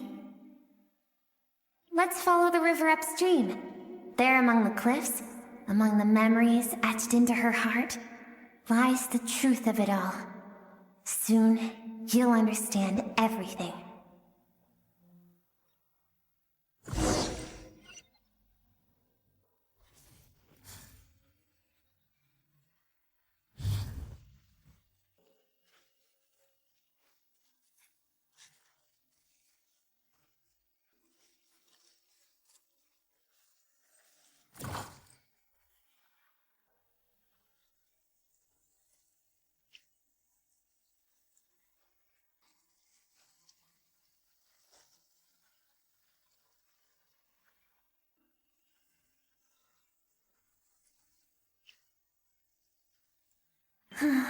I've always thought that, even when falling leaves don't come from the same tree, they can still form bonds of kinship when they meet. Like meteors, you both made a journey through the stars. Both travelers who have landed on a planet that is not your home. Yet, when she first noticed your presence, although she hesitated for a moment, she still chose to walk away, indifferent as ever.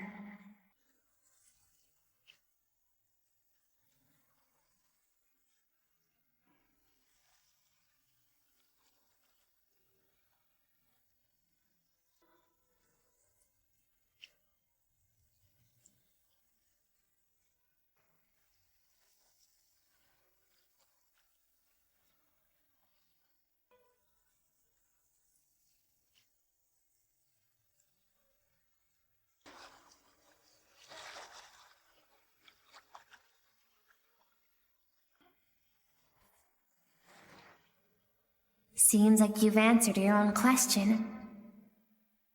Skirk sees herself as a trespasser in this world. She's made a conscious choice to avoid altering its path.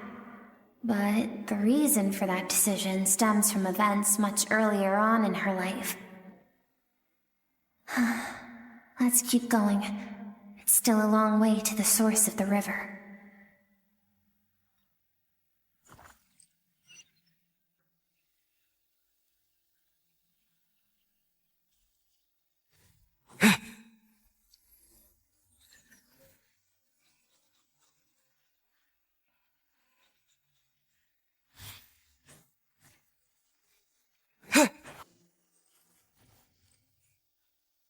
You now have what it takes to wield immense power.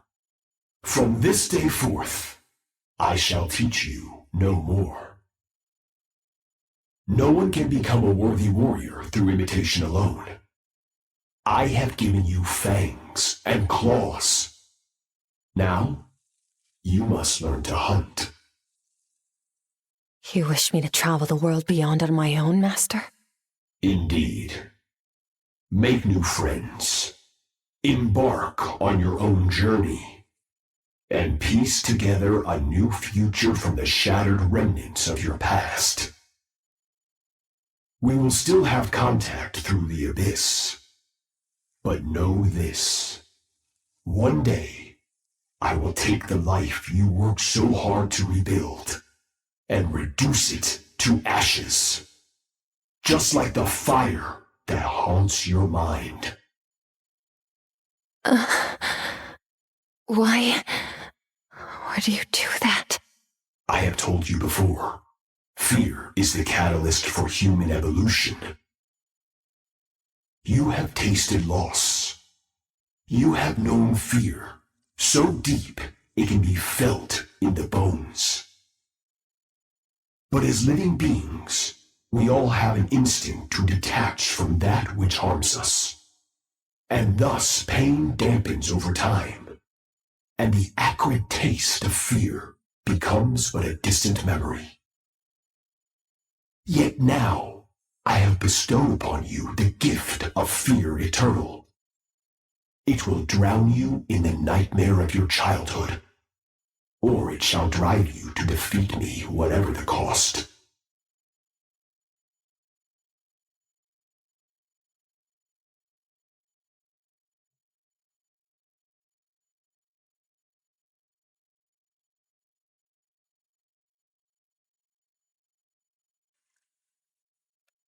That is what Skirk's master, the foul Sertologi, looked like at one point in time.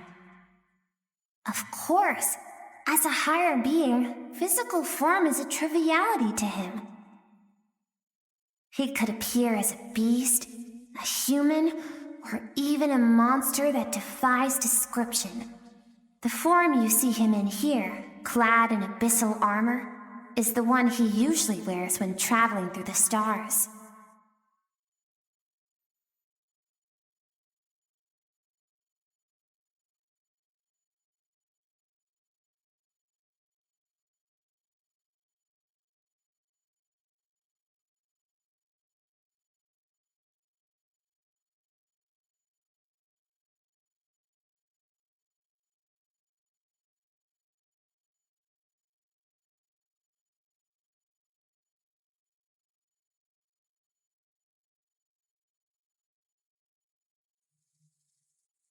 For certain reasons, I need to bridge the power gap between me and my master as quickly as possible.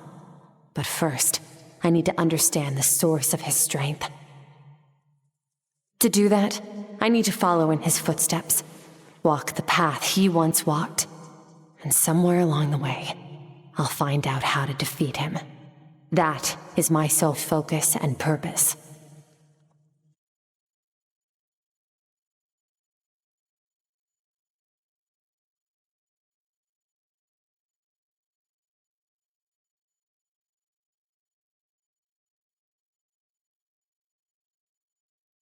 I'll let you in on a little secret.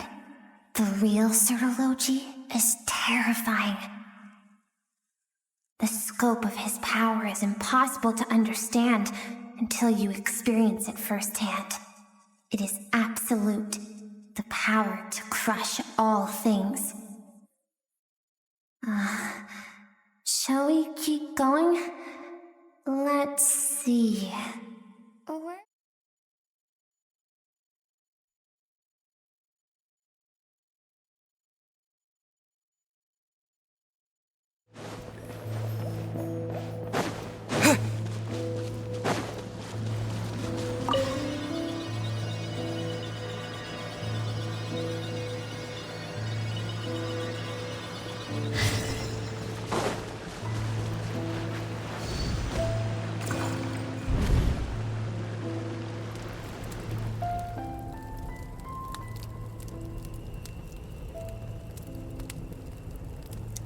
We've made it quite a ways already.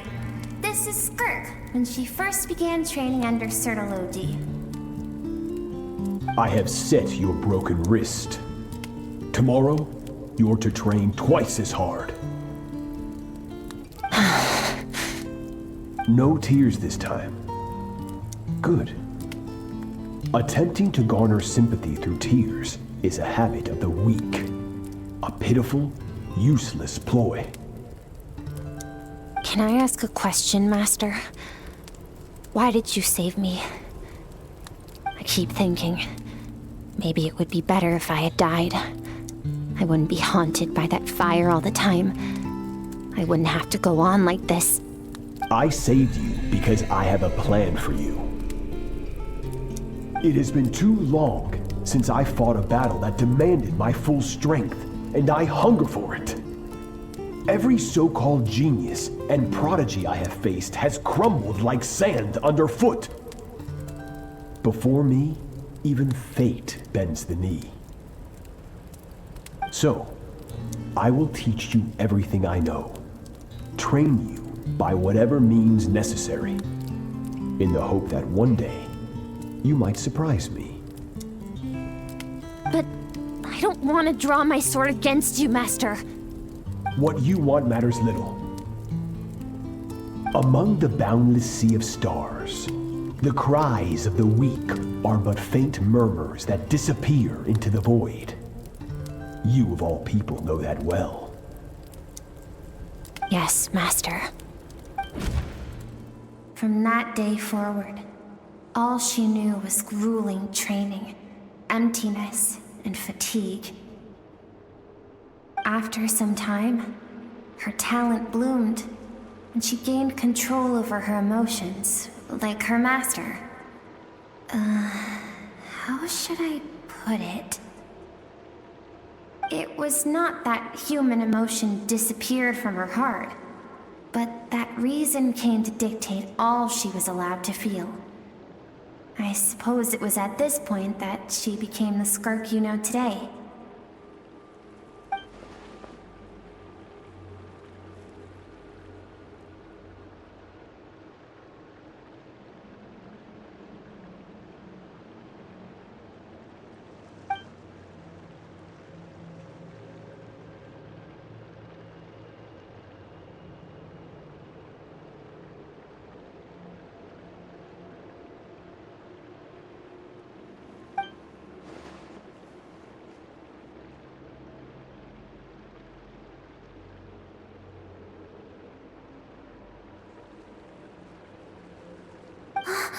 We're nearly there. I almost don't want to reach the end. Well, shall we? This is the final stretch.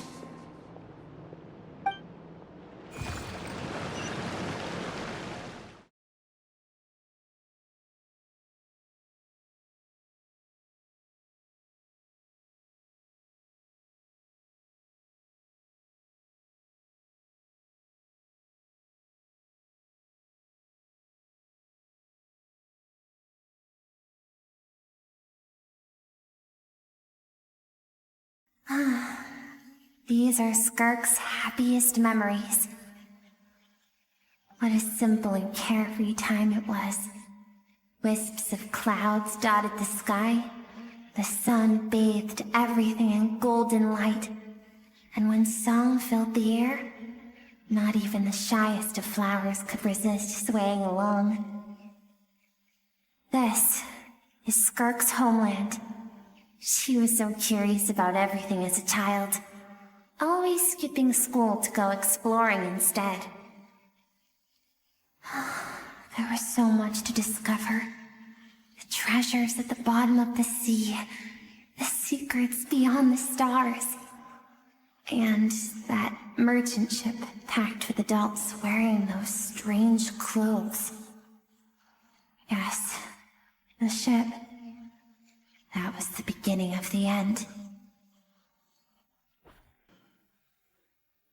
It was a spaceship. When it arrived, the people that disembarked wore smiles on their faces and spoke of friendship. They claimed to be merchants from a neighboring planet, looking to establish trade. Skirk's parents, her relatives, her neighbors, everyone welcomed the newcomers with open arms and allowed them to explore the planet. To them, the visitors were guests and should be treated with hospitality. No one had any idea of what was to come. Several months later, an army of unknown origin arrived without warning and carried out a ruthless campaign to destroy everything and everyone on the planet. Skirk had skipped school that day, like so many times before, so she was not caught in the immediate wave of destruction. But when she came home that day, only fire and ruin awaited her. Countless people cried out to her for help. People she knew and loved, friends and relatives, the little girl who lived next door, the shop owner with the bad leg, the bad-tempered teacher she had made fun of just that morning. Their lives were discarded like worthless trash as the fire consumed one life after another. Skirk was helpless. All she could do was run. And so she did. She kept running until an unexpected figure crossed her path. If Sertology hadn't been there in that moment, the fire would have claimed her life too. And there she would have remained, left to rot in the scorched earth, with no answer as to why any of this was happening.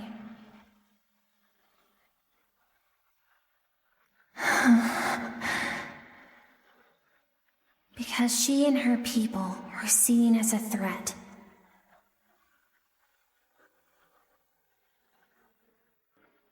As the initial merchant ship explored the planet, they discovered that it hadn't always had the condition to support life. Yet there was evidence of human activity, even during the periods of extreme heat or cold in the past. Further research revealed that, over time, the people of this planet had evolved the ability to adapt to any type of environment or energy source. For that reason, the outsiders viewed them as a potential threat and decided to eliminate them before the threat could rear its head. And so, the army was called, and the so-called danger was wiped from the face of the planet. Senseless, isn't it? deemed a threat because of a gift they didn't even know they had. Perhaps it was their own innocence and kindness that doomed them. But in the end, that was lost to the blaze as well. If those with power get to decide good and evil, then all you can trust in is the sword in your hand. And so, before death could claim her, she ran. She ran and never stopped.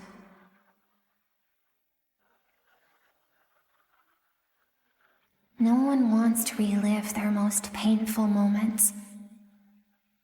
Well, that brings us to the end of the story. This is as far as we can go. Skirk is waiting over there. For both of us. Let's go to her.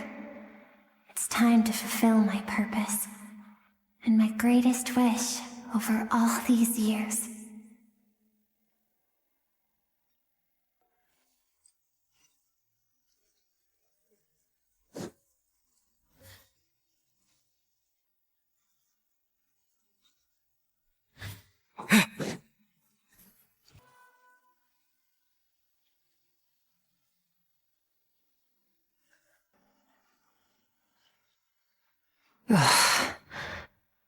So all this, just so you could bring him here.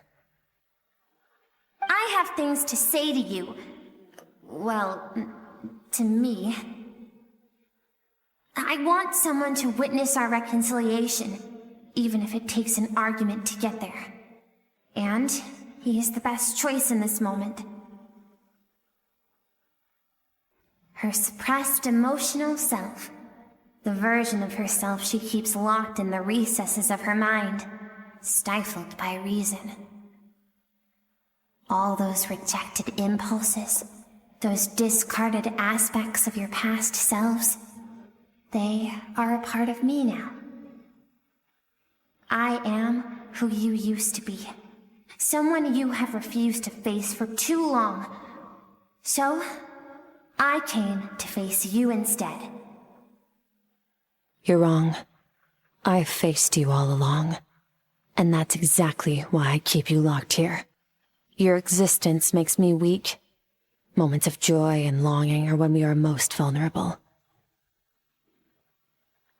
Don't forget, it was a penchant for goodness over reason that doomed our homeland in the first place. The vastness of the universe renders everything insignificant.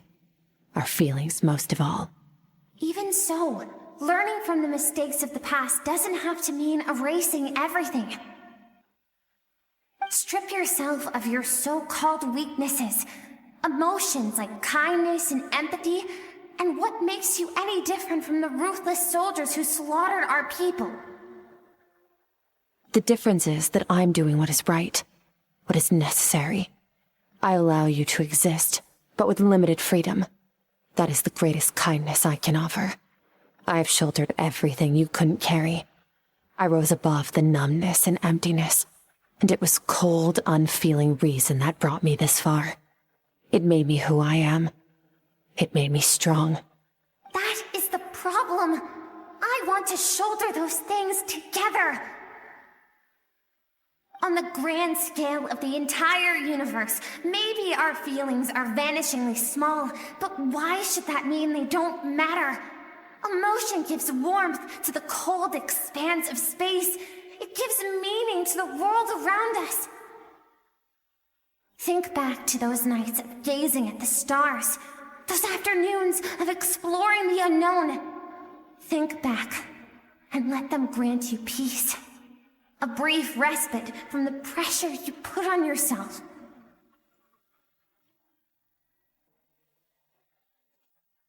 That isn't what we need.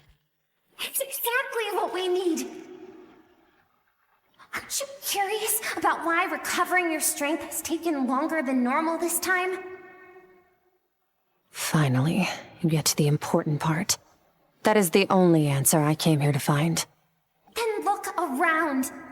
Look at your inner world.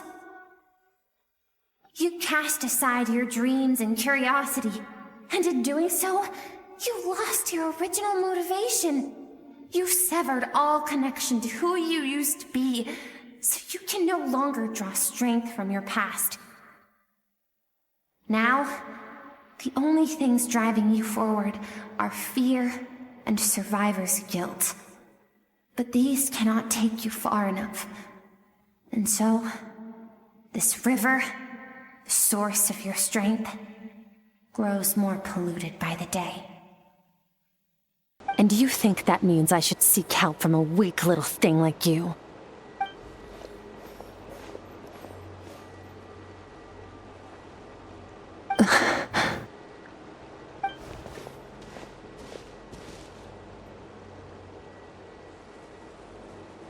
Thank you for saying that. I knew bringing you here would be the right choice.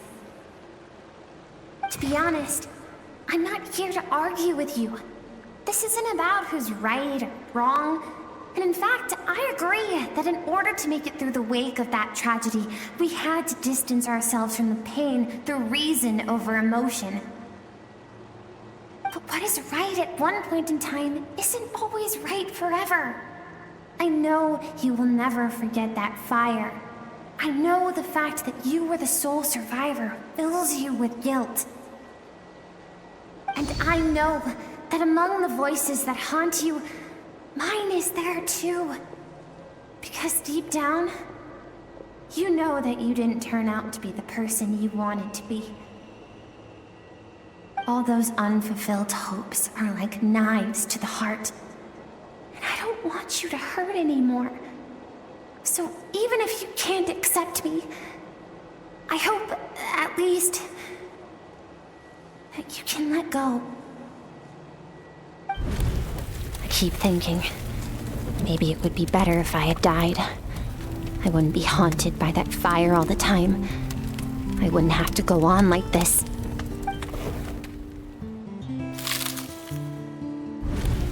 Your dad and I, we're not afraid to stare death in the face, but we need you to survive.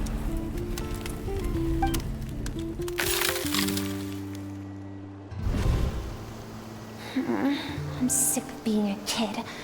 There's so many amazing things out there, and I'm ready to see them all.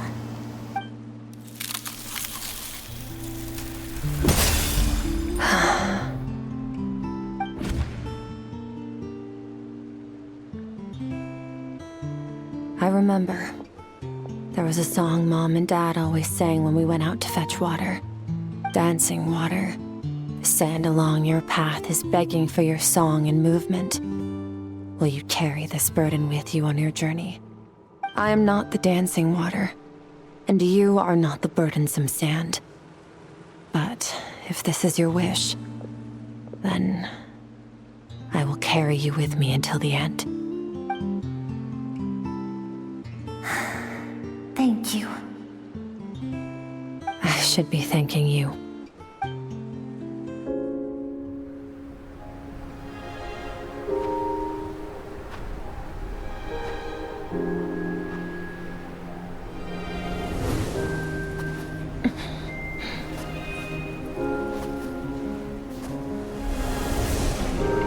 Run, Skirk, run! Remember, leave no one alive! Heed my words, Skirk. Let fear take root in your soul. Did you survive? Why was it only you? Skirk, did you become a positive light in this world?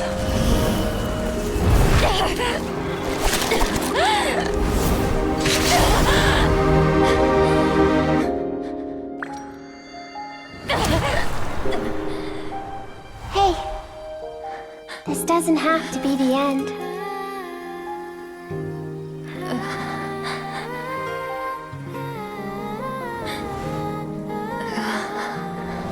Life is a gift. Don't let darkness claim it.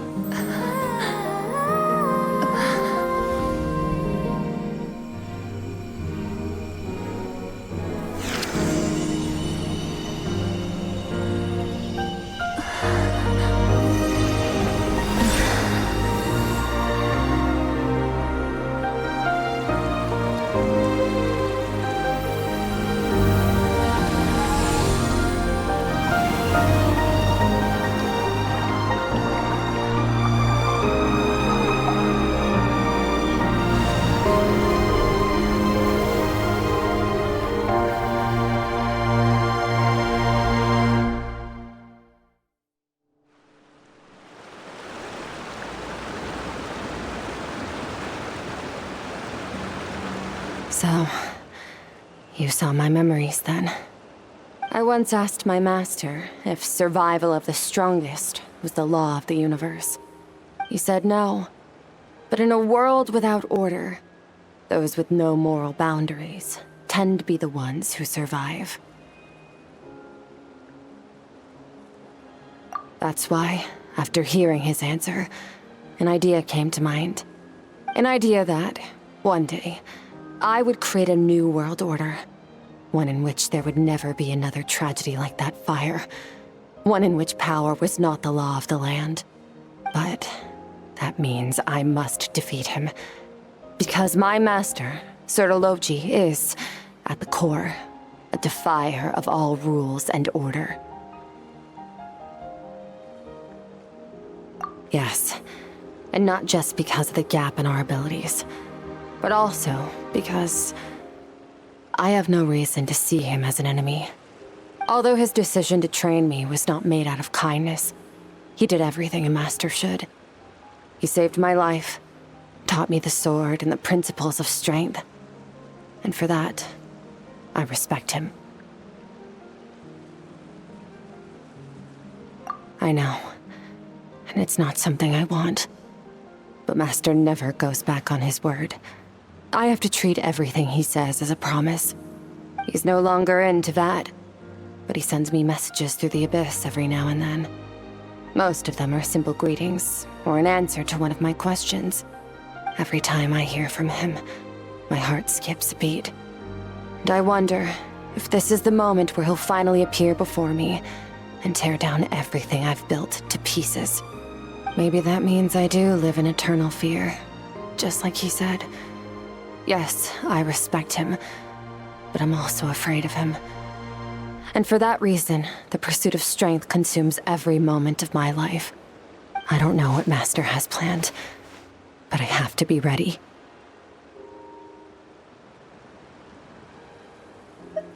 Help me? Why? This isn't your fight.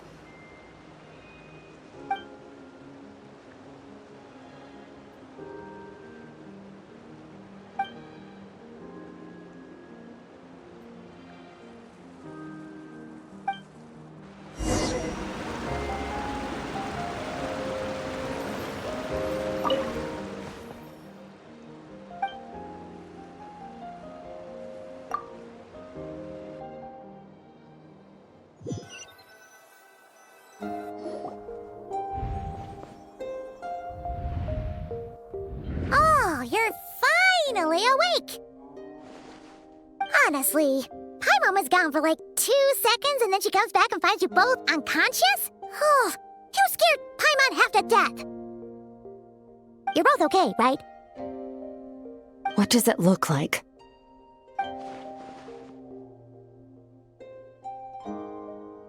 Only water from the source can cleanse the rot and filth that flows from the past into the future. I taught you to incorporate the experiences from your journey into how you fight. I suppose what happened today will become an inseparable part of who I am. Okay, so Paimon feels like she's missing some important context. But whatever. Paimon brought back tons of delicious snacks! Let's dig in!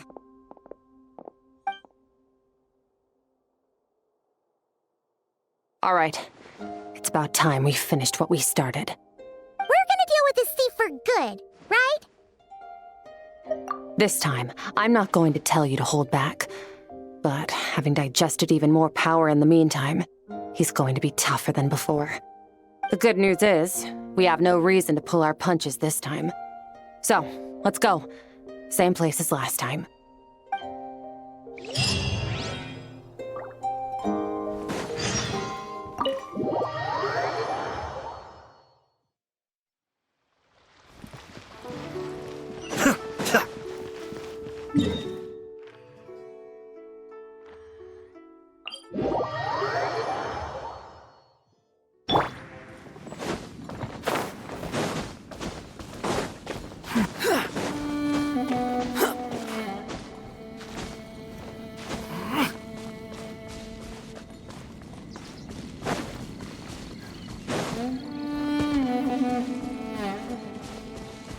moon rises.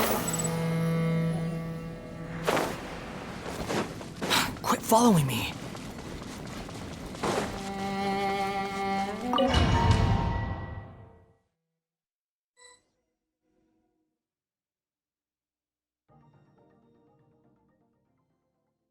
The fog is gone!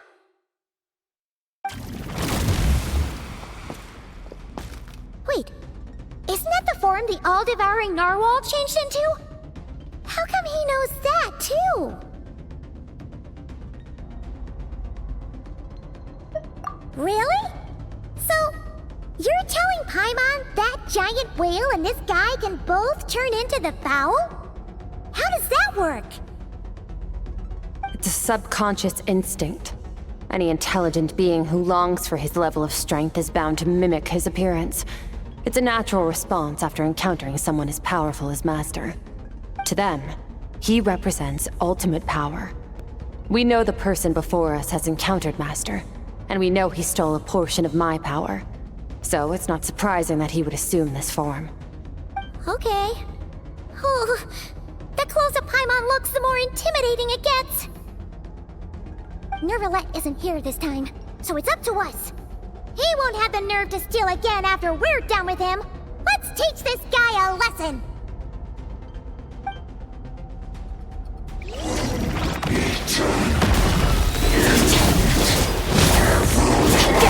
Wipe out! Go!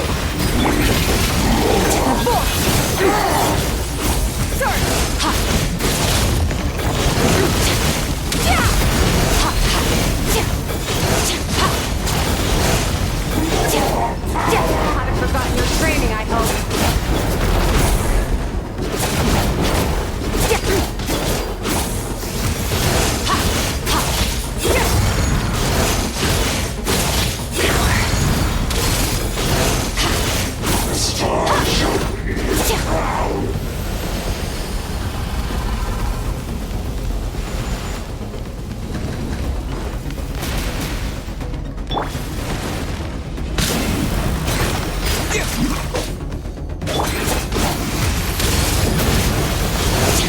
Mine to wield.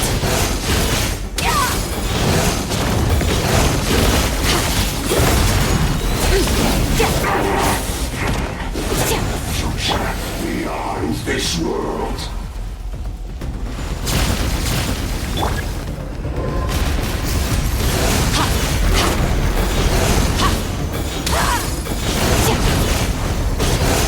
Mine to wield.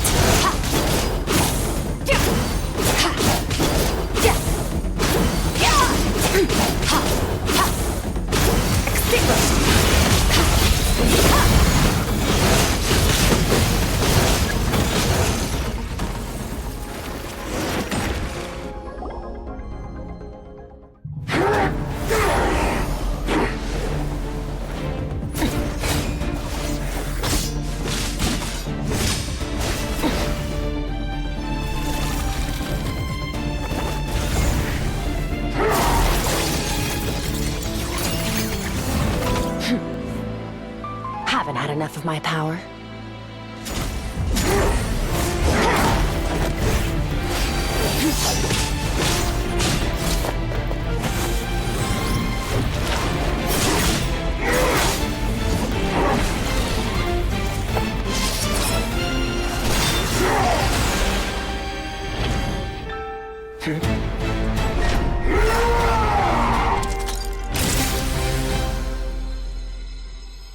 Well then, let's see how much more of this power you can handle.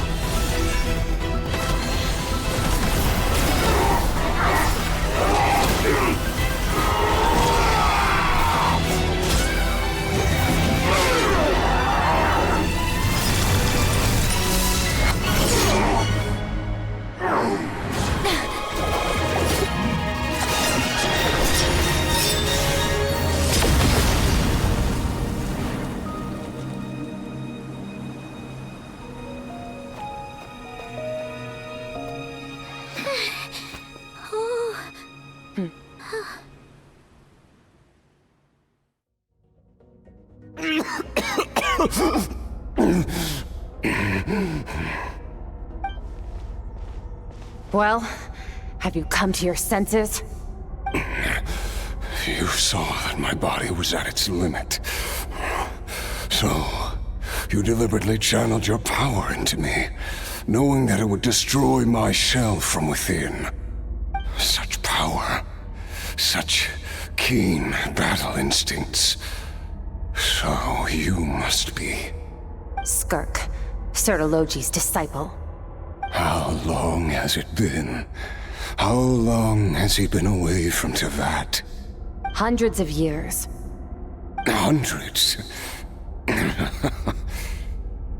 Sorry, it's a lot to take in.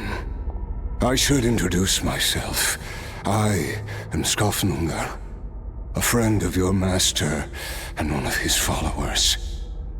This is the first time I've heard your name, Skirk. But hundreds of years ago, I knew you existed. And I knew you would come here. Hundreds of years ago? Sounds like you and Master have quite the history. Care to tell us about it? Of course. Might as well take advantage of a clear head while I can. The story starts a long, long time ago. I was born into a noble family in Conria. As the eldest son, I was set to inherit our title. But I contracted an incurable illness as a child, and everyone gave up on me. I trained the sword harder than anyone else, defeated all of my peers. But it was all in vain. When other people looked at me, all I saw in their eyes was pity, or a strange glee in my misfortune. Even my parents were just waiting for me to die. Over time, my heart hardened, and I became aimless. That was the point where I met your master, Sertologi. We were similar in age, but different in background. He was born in prison, the son of criminals who had been sentenced to death. He spent his childhood wandering the streets, facing more criticism than the literary works in the Universitas Magistrorum. Yet, he always wore a smile on his face, as if kindness and malice were one and the same, and he could not see the difference. I still remember what he said to me when we first met.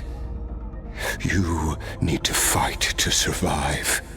Even if it's a losing battle, it should light a fire under you. How can you sit back like this and go down without a fight?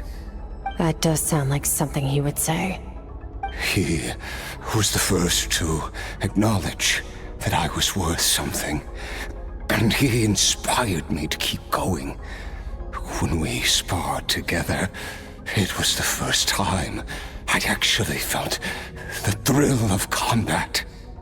When I was 10, he stole forbidden research materials and managed to cure my illness. It was like there was nothing in this world he couldn't accomplish. When it came to the human form, he was always intent on pushing the boundaries of possibility. But somewhere along the way, I fell behind. My talents were nothing compared to his, and at some point, I realized he had pulled so far ahead, I was too embarrassed to even ask him to spar. After his grand endeavor was successful, he sought me out and said to me, "This planet no longer holds anything of interest to me, so I'm leaving. But first, I have an offer. I can use a power I have just refined to break the curse of immortality for you. Your death was once what we worked so hard to prevent. But the immortality you now face is a different kind of pain altogether. I'll pass. Immortality doesn't sound so bad to me. Since I can't die, it means I have an infinite amount of time to get stronger. Maybe I'll finally catch up to you one day, and we can spar like we used to. Are you sure? I cannot say when I will return. Your body, or rather, your soul, might not be able to withstand this curse. All I can do is try. After all, a wise man once told me, people need to fight for their own survival. Wise indeed. Nevertheless, if you grow weary of the pain of immortality, and wish to experience a good sparring match before you wither away, seek out my disciple. Disciple? Never thought I'd hear that word coming from you. Nor I, but Vedifenir said I was destined to find a disciple out there in the universe, and bring her to Tibet. You know as well as I, Vedifenir's prophecies are never wrong. Well, now I'm curious about who this disciple of yours will be. All Vedifenir said was that one day, the stars shall bow in her honor. Sounds pretty impressive. Of course. Only the most outstanding people would have the right to become my disciple. Still self-assured as ever, I see. But you're not wrong. I'll be leaving then. Oh, and if you are serious about getting stronger, I left you a little gift in the primordial sea. As I've said before, walk whatever path you want. Freedom means even the wicked get to make their own choices. Waiting for me in the primordial sea was the all-devouring narwhal, already beaten into submission by Sertologi. In its weakened state, I was able to cut off part of its flesh and sew it into my own heart. Your heart? That sounds like torture! How did you even survive that? Because, of course, I bear the curse of immortality. So, you used the curse to turn yourself into a vessel for power. Even with that whale's ability, devouring power like that is not something the human body can withstand. With your body and soul constantly at the breaking point, it was the curse of immortality that sustained you. But that is not the path to strength. You have to pour your heart into it, work for it, dream of it. Instead, you stole something that didn't belong to you, and it backfired. You're right. I should have known better, but I had already pushed myself to my limits, and he was still miles ahead of me. So I had to take a leap of faith. I miss your master. I miss the days when we were all together, troublemakers without a home. I don't regret the choice I made. But if you'll allow it, I do want to apologize. To both of you. After the beating we just gave you, I think we can call it even. You're an interesting one as well. Sertologi's disciple. That's a lot to live up to. It can't have been an easy experience. I know what he's like. He rules with an iron fist, using despair and fear to force you to catch up to him, all the while standing ever out of reach. We're like mountain climbers in the dark, never knowing how much higher we have to climb, or when we will see the sun again. True. But I made up my mind long ago. No matter how dark it gets, I will not give in to despair. I will overcome it. Besides, after hearing your story, I suspect what Master really wants is not a battle that demands his full strength, but rather a defeat without regrets. Oh? Since you're his friend, you must have some things in common. The first time we came here, when you stabbed me through the fog and stole my power, I felt no emotion coming from that spike. But when you had to devote all your strength fighting me just now, I could feel joy and passion emanating from your blade. It was the joy of a researcher discovering the truth of the world, the joy of an artist uncovering a temple of wonders.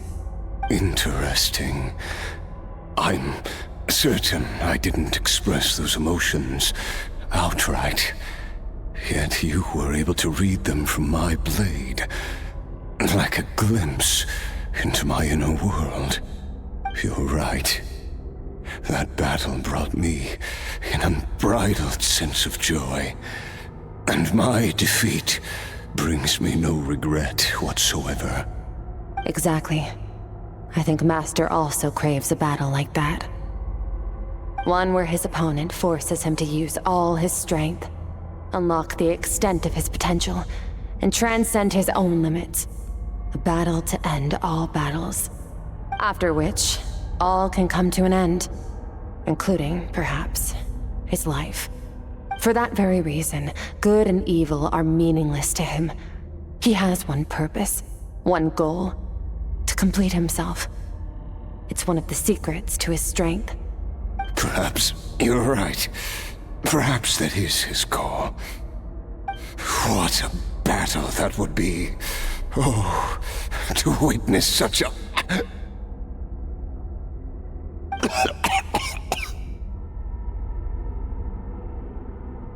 Are you okay? Too many different kinds of power are surging through my body. The curse of immortality allows it all to coexist, but it does not remove the pain. I won't be able to hold on to my sanity for much longer.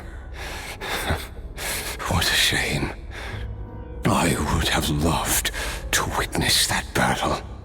Sertologi once offered to free me from this curse. Now, I must ask that of you, Skirk. Can you release me from the pain? I can, but not through death, if that's what you were hoping for. It's not a suitable punishment for your crime. As an alternative, I can take your consciousness, along with all the power you've consumed, and smash it to pieces. The impurities will dissipate, and under the curse of immortality, your mind and body will regenerate. When that process is complete, you will be back to who you were before, no longer tortured by powers you can't control. But it will be a time-consuming and painful process. The decision is yours to make. I accept. And who knows? Perhaps I'll wake up in time to witness your great battle with Sertologi. I have faith that you'll be able to stand against him one day. Though I know it'll be a long and arduous road. If we are climbers in the dark, it appears the dawn has finally broken for me. But your ascent continues. At least, it looks like you are not alone on your journey. I will reach the top of this mountain, no matter what it takes. And you, Skofnunger, will be my witness at the end of all things. That's finally over. Let's get out of here. Huh! At least we don't have to make a mad dash for the exit like last time.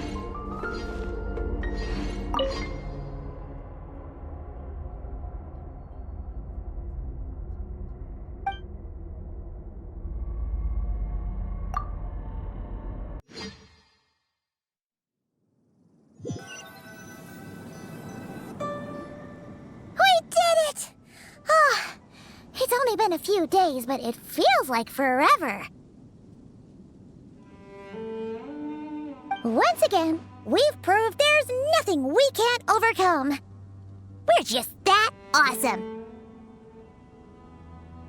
Wow, you sound even more confident than usual. Guess you really have become stronger. Today sure went by fast. It's night already. Oh wait, that reminds Paimon. The stars you mentioned, the ones that died out, are they back now? Yes. The power Skafnungur stole has been returned. So, the stars have regained their light. Great! Huh, it's crazy that you even noticed their light was gone. There are so many stars in the sky. If a few disappeared, Paimon definitely wouldn't be able to tell. I suppose it's because I have gazed upon this sky for centuries. The false stars, hanging in the meticulously planned sky, glittering with rotten light. It's not real. And yet, it is for that very reason that I can look upon it and enjoy the momentary peace it brings. Even the most beautiful of bubbles has to burst. We will return to the real universe one day, whether of our own volition or not. Time marches ever forward. Even the innocent and naive will taste life's bitterness. Yet through hardship, we grow until we learn to seize the sands of time for ourselves and uncover our true strength. Though we gaze upon a false sky, its vastness and majesty is palpable. One can only wonder, what is it going to take for kindness to reign supreme in the vast expanse of the universe? Ugh, this is all going over Paimon's head. But if she knows one thing, it's that the traveler always finds a way. Ever since we met, he has filled Paimon's days with happiness. No matter how tough things get, he always finds a way to make it better. If it's too big a job for one person, then we'll do it with two. And if two's still not enough, then three. We've met so many amazing friends and accomplished so many amazing things. As long as we don't give up, we can make any wish come true. I suppose when it comes to you, anything is possible. Well, I should be going. Now that my power is no longer isolated from my emotions, I need more practice to get used to it. I suppose fate will decide. Maybe we'll bump into each other on the street. Or maybe we'll reunite on a different planet entirely. Regardless, reunions and partings are but passing moments. More than anything, I hope that, at the end of this journey, wherever it takes us, we stand in a world reborn. One without war, pain, or forced partings. One where new life can bloom, even where there was once nothing but scorched earth. For this, we must all work to become stronger.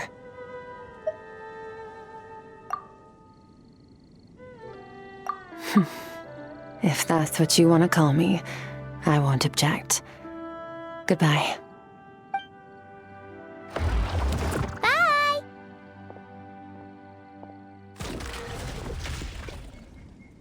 Is it just Paimon, or is she being nicer than before? We definitely count as friends after all that, don't you think? Hey, what do you think about camping here tonight? There's nothing quite like sleeping under the stars. Come tomorrow, we can continue our journey.